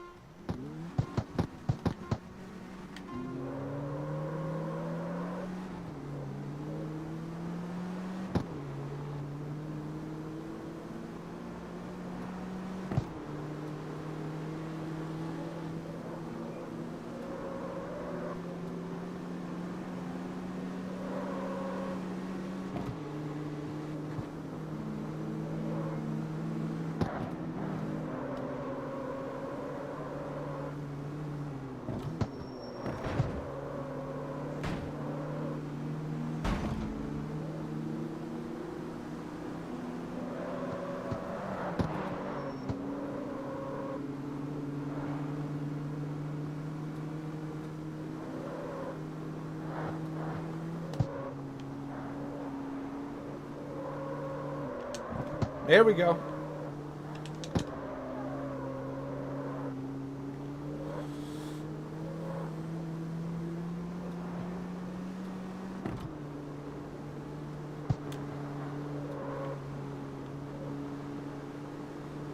But when they're going to release that, when is the updates going to happen?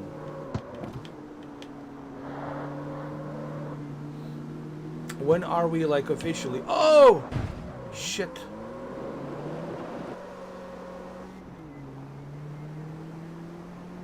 When are we officially going to be able to play it?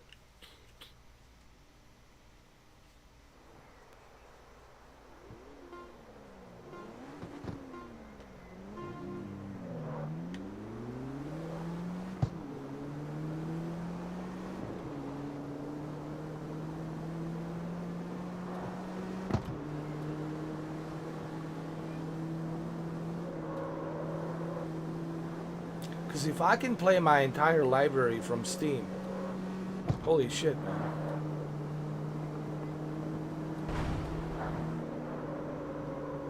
On my Xbox, it's pretty good.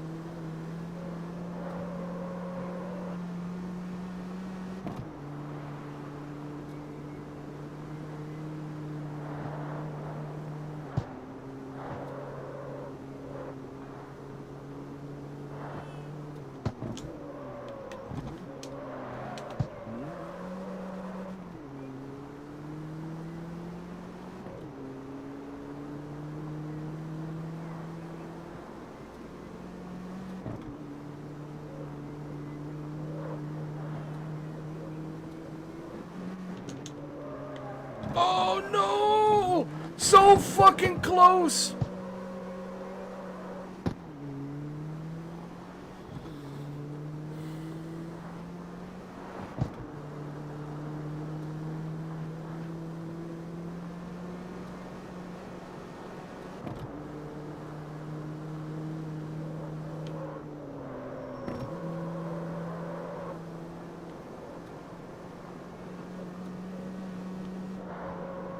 All right, we're back on track.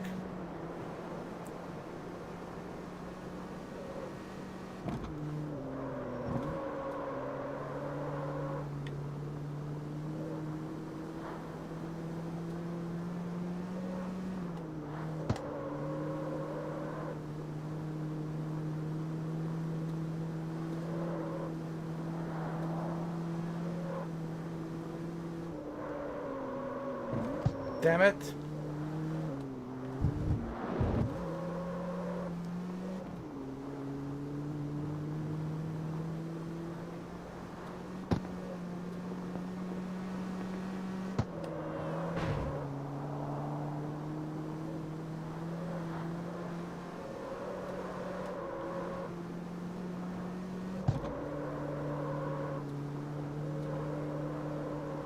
No!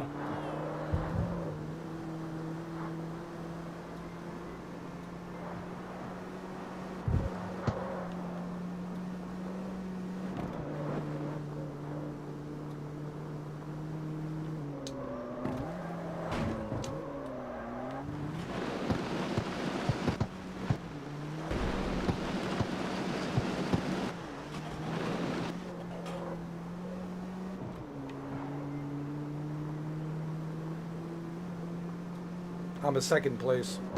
Ah well.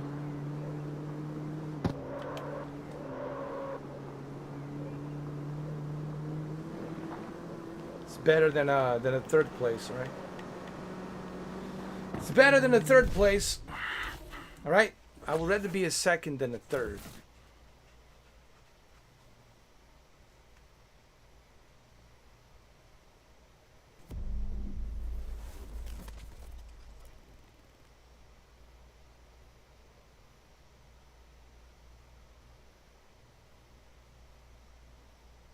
Oh, so it's only still in beta, right?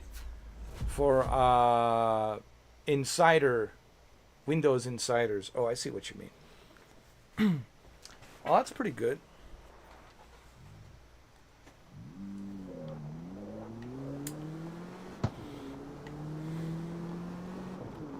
I think Xbox is looking to become like a service place, like a gaming mecca. Like, hey man, like we want to let you play everything and anything, like one place, and play everything you want to play in one place. And I think a lot of people will be attracted by that idea. Don't forget, there's also Xbox MetaQuest that's coming out. Xbox version of a MetaQuest. So we don't know much about it, but certainly intriguing. So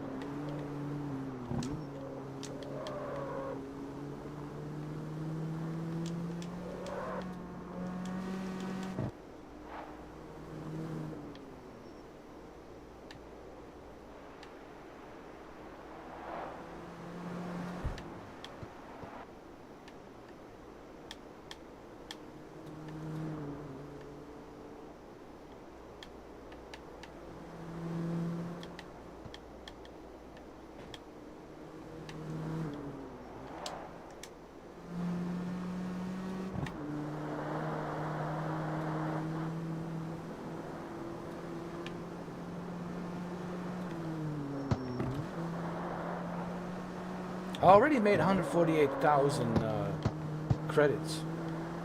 That's pretty cool. All right, let me find a place to park. I have to go. I have to take a leak. I have to take a leak. I need to find a place to park. Shit, man. I find the worst possible place to park here. Hold on.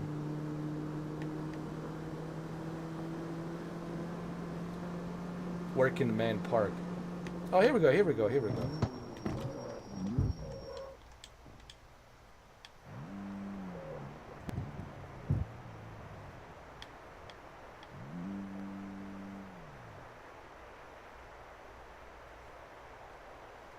Hold on. I'll be right back. I'll be right back, my friends. My friends. My microphone just moved the other way. I just realized.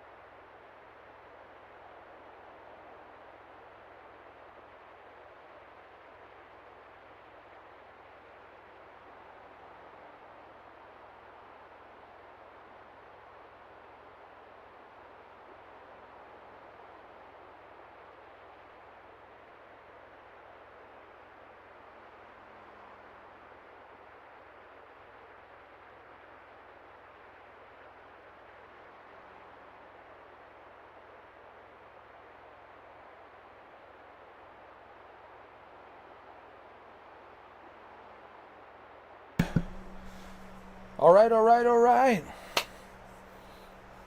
All right, guys. Wow, it's already 3 hours and 47 minutes. I just realized 3 hours and 47 minutes. Um, so CarX Street, uh, I only paid $9 for it. Uh, it's a pretty cool game if you love cars, if you love street racing. Uh, I like it. I think you guys should give this a try. I mean, it's only $9. It's on PC. On a console, I think you have to pay 29. I believe. On Xbox, uh, you can customize your car. You can upgrade your cars. Pretty cool game. Now it's still this game. It's still growing and evolving. You got to give it some time. You know what I mean? And thank you guys for stopping by on this unusual live stream that I do around this time. I usually don't live stream around this time. This is a Dr. Disrespect time. Who am I to disrespect Dr. Disrespect time when he's live streaming? I think he's live streaming right now. Dr. Disrespect, I'm pretty sure. He usually live stream around like this time. So yeah, guys, no DS2, no Death Stranding 2, unfortunately. I did play some other games. I revisited yesterday. I hope you guys enjoyed. Um, what was I playing? Deus Ex: Mankind Divided. It's a good game, but I have to be honest. The cover system, and the combat in Deus Ex: Mankind um, Divided, it's all over the place, man. I really had a difficult time. Look, I like the story of Deus Ex: Mankind Divided. I like the characters, I like the story, but I just couldn't get into the whole, combat system. Really wasn't that good. So that was my one issue, was the combat system. Uh, I also played the original Deus Ex, The Conspiracy, Silent Hill 2. I'm still not finished. I'm like 35 hours into it. Excuse me, 36 hours. 36 hours into it, but I'm so close. Um, I think I might finish it tonight. We'll see. I might stream it tonight and finish it tonight. What else? What else is there to play? There's a bunch of other games to play. Um, I've been playing a little bit of uh, Jesus, what was it? Yeah, not Resident Evil. Rainbow Six. I've been playing a little bit of Rainbow Six, The Siege X. Kind of getting into it. You know, it's good. I like the new maps.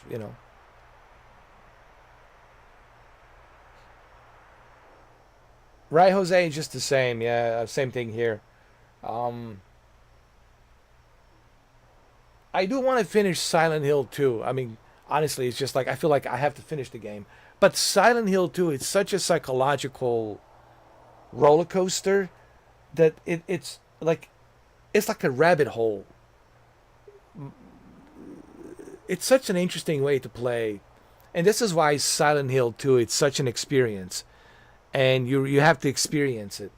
It's like you falling and you falling and you falling into this rabbit hole, and this rabbit hole never has the end to it, and you're just hoping to reach the abyss of this rabbit hole, but you never reach to the abyss of the rabbit hole. You just keep falling and falling and falling, and it's such a psychological roller coaster.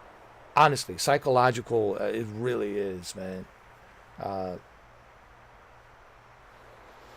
yeah, I feel like I have to. First of all, I don't even know if I'm going to finish it tonight. I'm hoping I finish it tonight, but who am I kidding? That's what I said last time. But I did say closer to the end. We're getting kind of close. Well, it's true. We are getting closer to the end. But I don't know if we're going to finish it tonight. Because That's the beauty about the Silent Hill 2. You never know when this thing finishes. You know what I mean? It does.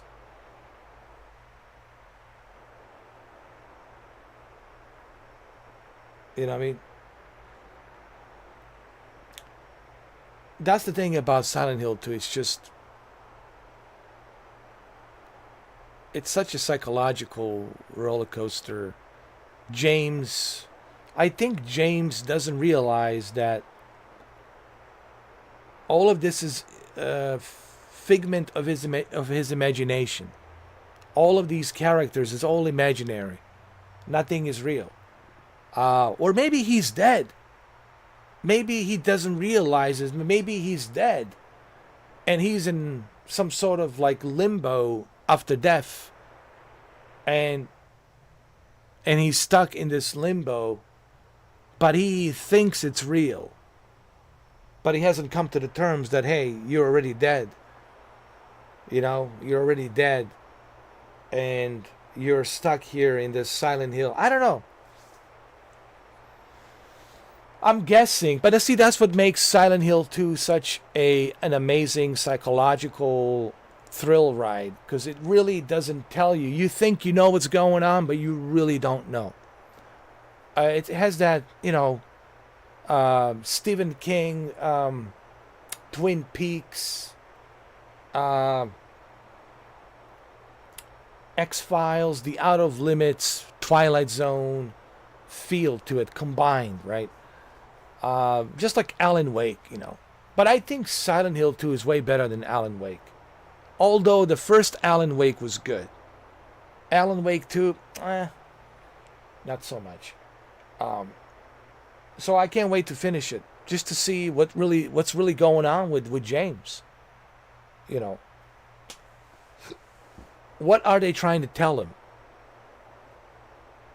Because I don't think he realizes that, dude, this is not reality. Like, you're in some kind of a limbo of something else, some dimension of something, that you're stuck in this limbo, but he believes it's real. To him, it's real, but it's actually not real, or something like that. Feels like 100 in Pittsburgh. Well, it's summer solstice.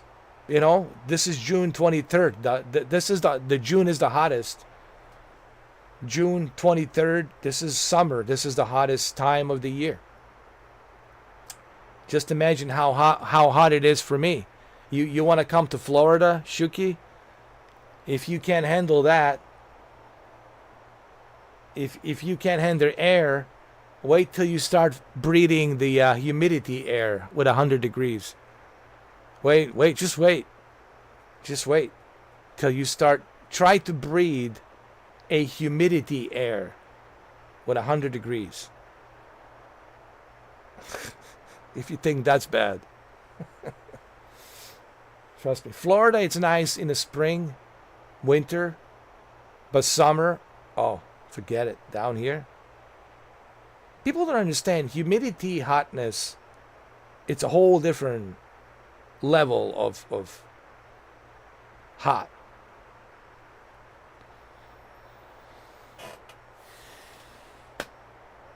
Oh, trust me, there's no air down here, Shuki. You won't be breathing any air. You'll be breathing through straw. You're going to be breathing through straw. If you have asthma, humidity, hot weather down here in Florida, it's not for you. I'll tell you right now, if you have asthma, don't come to Florida. The humidity, because Florida is surrounded by water, man. And it's like 100 degrees. You got all that humid air. Can't even breathe, dude. I mean, I got used to it. I mean, at first I had a difficult time. But I got used to it.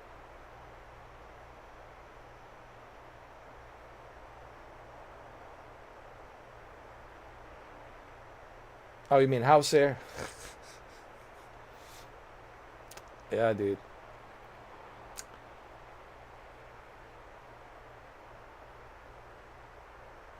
But dude, air conditioning here, it's like, dude, like here in Florida, if you are an air conditioning technician, man, you're making like some crazy money. I have a few friends, and they have their own air conditioning business. Man, they're busy. They're like round the clock, man. 7 days a week, bro. They're busy. They're working really hard, but they're making some crazy money, dude. Like they make some crazy money. Um, it's a it's a hard job because you constantly have to go up on the roof. Sometimes you have to call in a crane. You have to bring up the crane to get the AC unit, to put the AC unit on top of the roof. Or if it's a house, it's even easier. You don't have to put it on the roof. You just put it right next to the house, right?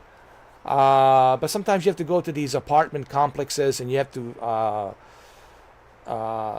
lease a crane, or you have to lease a company that does the crane operation, and they operate these giant cranes and they pick up these AC units and they put it on the roof. Uh, but dude, um, you make some crazy money. Like, too bad. I should have gone to the AC school. I should have gotten certified. But the job, it's tough, man. You're on that roof because you got a crane. Somebody's operating the crane. You got to make sure that the AC unit, it's you know safely put on the roof. Then you have to set it up and everything. Uh, but the money's good, man. You make, like I said, some crazy amount of money because everybody needs air conditioning in Florida. You can't live. Oh, the pools are hot, bro. But they do cool them. There's a way to cool it off. There's a way to cool the pools. They have these pools. They have these filters, and they can keep it cool. They can get the cold water to go in there. But nothing like jumping in a nice pool, right?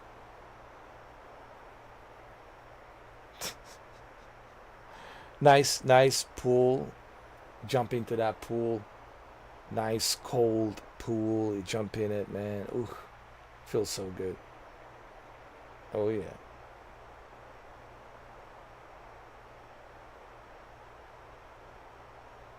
Just watch out for the alligators, dude. Don't jump in that pool all happy and relaxed. The son of a bitch might be down there waiting for you. Watch out for the alligators, dude. Alligators will climb up the fence, dude. That fence doesn't mean shit. Let me tell you, man. I've seen alligators climb up over the fence. I've seen alligators climb up with like giant wall fence, man. Fucking dinosaurs, man. It's unbelievable. I've seen them like, dude, crawling through so many places, bro. And check your pool, bro. Especially if you live next to a lake or next to a lake and a channel that has alligators. Those fuckers, man, they come out and they're looking to chill out, bro. And they're looking for the pool to chill out. And your pool is definitely a place for them to chill out. Yo. I know you guys are laughing, but it's true. Listen, I've been in Florida far too long, dude. I lived down here far too long. I know. I've seen it. I don't have to know. I know. I experience it. I've seen it, man. I lived in Florida for a long time. All right? For you, Grand Theft Auto 6, maybe it's a new experience. For me, it's just reliving what I have already experienced in a real life, now in a video game. So for you guys, it might be interesting, like to experience that in a video game. For me, man, whatever you see in Grand Theft Auto 6, I already experienced it. So yes, alligators, they do chill out by the pool area and inside the pool. And some of them, man, they're 12 foot. They're huge, man. They're big dinosaurs, big T-Rexes, bro. Those are big motherfuckers, and they make this hissing sound. And when they close their when they close their jaws, you know, they make these sounds, and these sounds when they close their jaws, the sounds that they make, ugh. You don't want to be on the receiving end of that shit. Believe me. Believe me when I tell you. Yeah, they're big, man. They're fucking huge, bro. And now we got another problem. Welcome to Jurassic Park, man, Florida. It's not bad enough that we have alligators and, you know, American crocodiles as well. But on top of having these giant alligators and these big giant crocodiles, American crocodiles, guess what else we have? Nile crocodiles. These giant zebra-eating motherfuckers, you know, fucking floating around in the waters of the Everglades. Yeah, we got Nile crocodiles. And on top of alligators, American crocodiles, now we got Nile crocodiles from Africa in Florida. And on top of that, we also have these giant pythons, anacondas. Yes, giant anacondas now, on top of everything else. Like I said, welcome to Jurassic Park. Florida is Jurassic Park, man. Fuck, dude. Listen, rule number 1, don't ever jump into any lake in Florida. Okay? You see a lake in Florida, don't fucking go there. Because you're going to be a alligator's food. Or maybe a Nile crocodile's food. Because now we got Nile crocodiles running around. Let me tell you, Florida, man, it's like a fucking Jurassic Park. It is a Jurassic Park.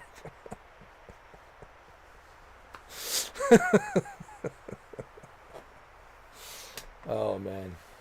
I know a couple of trainers that train these alligators. And like, it's dangerous, man. It's dangerous. Some of them, they have scars, like giant scars, like you know, scars everywhere. They got bitten a few times and they lost part of their muscles, like it's like missing here, like, you know. And that's what they do. They do these like performances with the alligators, like they're on top of the alligator and they like they close their jaws and they're on top of them. They play around with them. Pretty dangerous stuff. But, you know, that's how they make their living. They understand the risk. Look, I spoke to a couple of them and I said, hey, dude, why, man, you know, don't you have any self-respect for yourself and your life?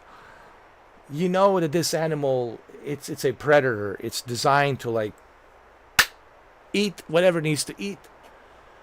And if you happen to be on the menu, and they said they understand, like, but this is what they do. This is what they do. They love doing it. They understand the risk. And I'm like, wow, dude, like, you know that this 12-foot gator, man, can snap you in like half a second, bro. Like that. Like that. Half a second. And he says, yeah, I understand. But that's what they do.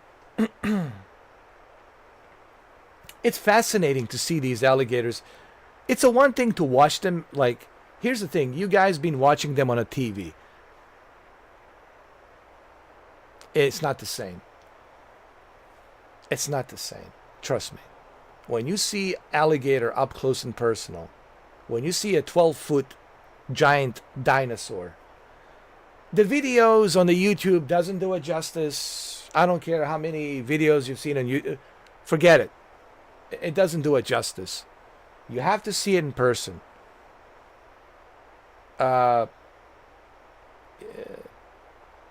You'll understand the fear pretty quickly. Pretty quickly, you'll understand the meaning of fear. Pretty quickly. Immediately, you will understand the notion of fear. And they're such a fascinating animals, man. Reptiles, dinosaurs. Imagine a T-Rex. If T-Rex came alive, holy mother! Imagine that.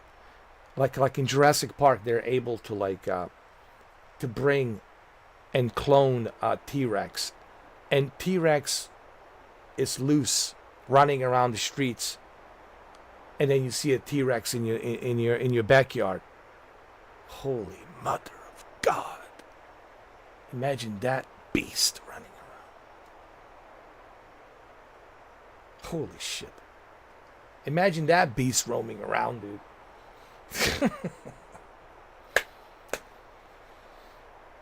Oh yeah, man, they're fascinating animals. But I also have some friends in Australia, and man, you talk about the real dinosaurs. Man, they have these saltwater crocodiles. The saltwater crocodiles, man, these things are like massive. These are like the real Tyrannosaurus Rex, the real T-Rexes, like the cousins of T-Rexes, bro. Holy shit, man. Uh, uh,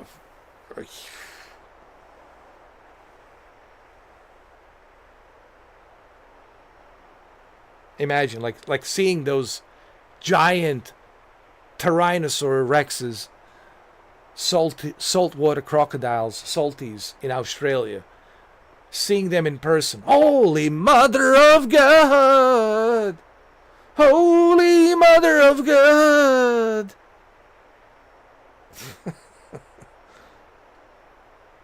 Your uncle used to have a pet in the basement. Somehow he was walking the streets when he found him. I don't know. I know people want to have alligators as a pets, but you got to remember, man, you can have them as pets, but remember, it has to be checked with Fish and Wildlife, right? The Fish and Wildlife has to check and see what are the conditions are. They have to look at your fence. Is your fence enough? Usually, the Fish and Wildlife, they don't allow that. Usually, they'll relocate the alligator. You might have to pay a fine. They might, depending, what decisions they make. You might have to pay a penalty, a fine for that, because they really don't want you to breed alligators. Unless it's, like a gator land, like in Orlando, where they're doing it for the show. That's different. That's authorized, licensed by the state. So that's different. But you as an individual, you can't really have an alligator as a pet. You have to call a Florida Fish and Wildlife, and you have to have them come in to relocate them, put them back in the Everglades. That's what you have to do. So this is in Florida. He was keeping it illegally. Yeah, well, shit.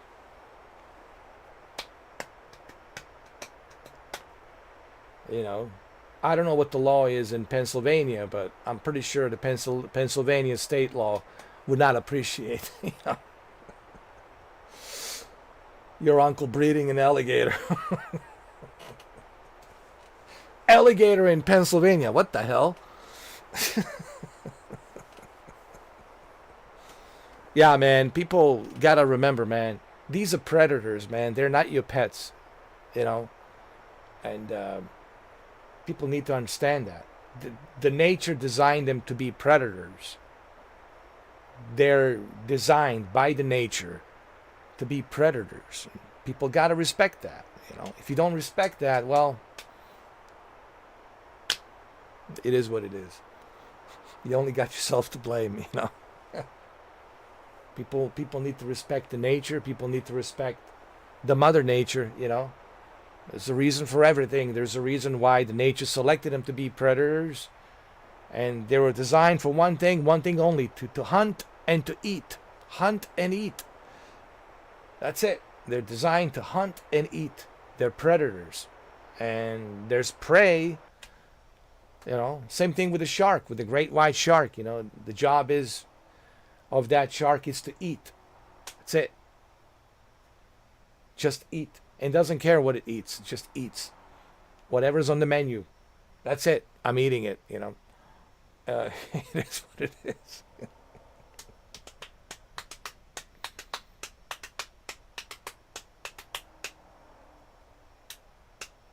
Yeah, I've seen that video. Black Panther, like Luna. Yeah, I've seen those videos. Um, I don't know. Like each country is different. Each state's different. It depends. I'm sure there's restrictions. But I think the guy you're talking about, it's the guy in Russia.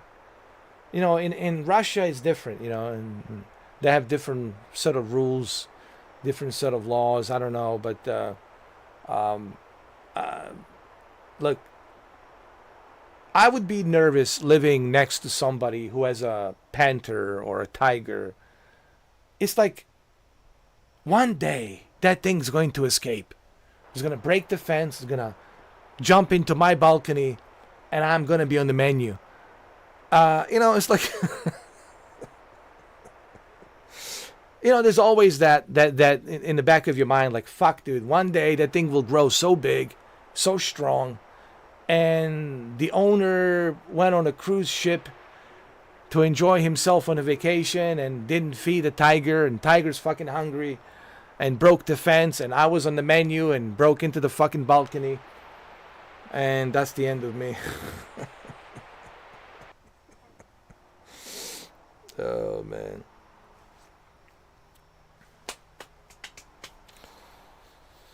Yeah, Luna would definitely make a Shuki's girlfriend for sure. I've seen cats and I've seen cats and panthers actually mingle together. You know, I've seen dogs and wolves mingle together.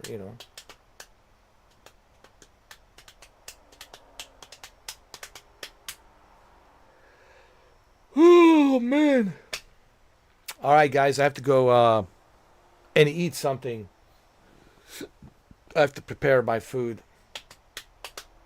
Get some beans and some mashed potato with some chicken. All right, and I'll be back later. I'll be back later with a Silent Hill 2. Silent Hill 2. Silent Hill. Jose's on vacation. Well, there you go, Jose. We have Silent Hill 2 tonight.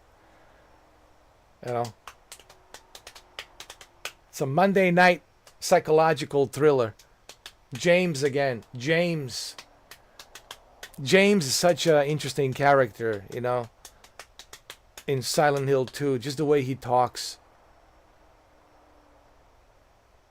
I really have a hard time, like,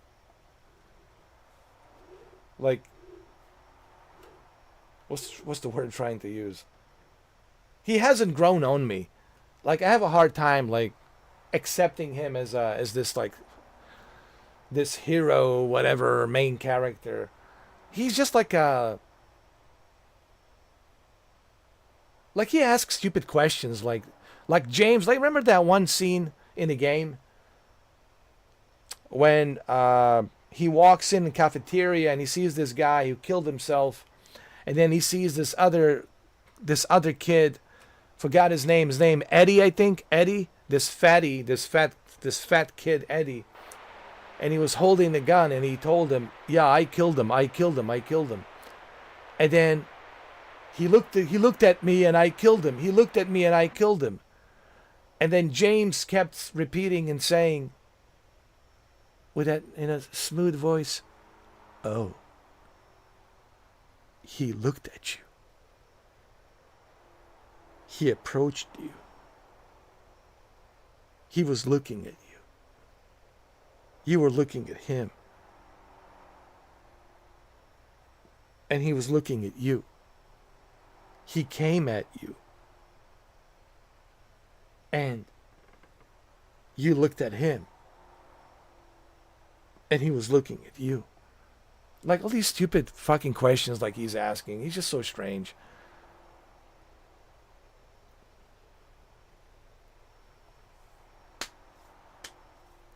Yeah.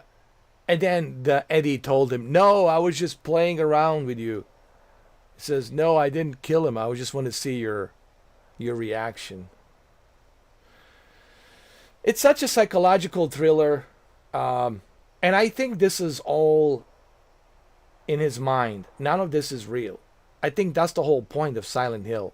What James doesn't understand is he's in this limbo and it's not real. But the question is James even alive? Is this like afterlife and he's stuck in this limbo of afterlife? Again, I don't know. Don't spoil it for me. But I'm guessing that he's in some sort of a limbo of afterlife, right? None of this is real, clearly. And none of these characters he meets are real. And he's in some sort of a afterlife limbo. You know, like one of those like rehab centers afterlife where you get judged based on how you lived your life, how you treated other people. There's some kind of like a rehab center afterlife of whatever the fuck. Oh, man. So, anyway, I can't wait to finish the game. Look, I gave the game 10 out of 10. A Silent Hill 2, easily 10 out of 10. Psychological thriller. And I can't wait to finish it, hopefully tonight. Again, hopefully I finish it. There's no guarantees I will finish it tonight. Hopefully I finish it. So, looking forward to Silent Hill 2. Giant gator going to be somewhere in... Oh, yeah. Many gators. And I'm sure we'll see many gators eating many characters. All kind of shenanigans with the gators, man. I can only imagine. We already seen that with the Red Dead Redemption 2. We've seen what people do with these gators in Red Dead Redemption 2. I can only imagine. I can only imagine what they're going to do. All those crazy ass fetishes they have. Fuck. See, the one thing that's scary about Grand Theft Auto 6 is when you give people this platform and then you finally see what people really are.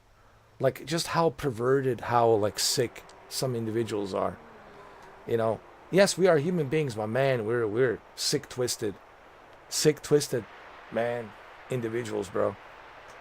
Everyone has like that sick twisted fetish inside of them, dude, that hasn't been unlocked. And I think Grand Theft Auto will certainly unlock that fetish, whatever the fuck that fetish is. Man, we already seen that on GTA Online. We have already seen that with Red Dead Redemption 2. People are freaky, man. People are fucking freaky, dude. People are fucking weird as fuck, man. Maybe that's one of the reasons why the aliens still haven't come down and said hello. Hi. Come join us in the intergalactic universe. Like, fuck. Let these motherfuckers stay in their own prison on this planet, man. Keep these motherfuckers at bay. Don't let them cross the, into a different galaxy. Let them stay in this galaxy. Let them stay on this planet. They cannot go and travel into the intergalactic universe. We can't bring this kind of craziness. I mean, really, if you're an alien and you're monitoring us, like, Jesus H. Christ. What the hell is wrong with these creatures? Like, we understand alligators and animals and lions, they have to eat their predators. That's what they do. But these creatures called humans, what in the fuck is this? What the fuck is this? What kind of creatures are these motherfuckers? So even aliens are probably scratching their heads. What the fuck is this? What the fuck is this? Yeah, we gotta be the most interesting motherfuckers in the universe. Honestly. We have to be. We have to be the most interesting motherfuckers in universe. 100%. Anyway, I gotta go eat. I'll be back later with Silent Hill 2. Silent Hill 2. With yours truly, James. James. can't wait to finish the game, honestly. Just to see what happens at the end of Silent Hill 2. Silent Hill 2. Thank you, everybody. Thank you for stopping by. Thank you, Shuki. Thank you, Jose. Thank you, Ice Killer 8. Ice Killer 8! Thank you, Swa. YGG. And Samuel. Thank you, Samuel. Devados. Thank you, Jake Mitchell. Thank you, Jake Mitchell, for subscribing. And everybody, thank you for subscribing. Thank you, Brink 2011, for coming back. Sorry that you were on the receiving end of the Ray Liotta, but, you know, it is what it is. And this guy over here, I'm not going to mention him. That was a troll. That was just like such a troll that just shouldn't be given any spotlight. Thank you, Luis Fortunato. Thank you, Luis Fortunato. Appreciate you subscribing. All right. So I'll see you guys later with Silent Hill 2. All right, Jose. Well, enjoy your vacation. Get yourself some cold beer. Get ready for tonight, Silent Hill 2. It's going to be fun.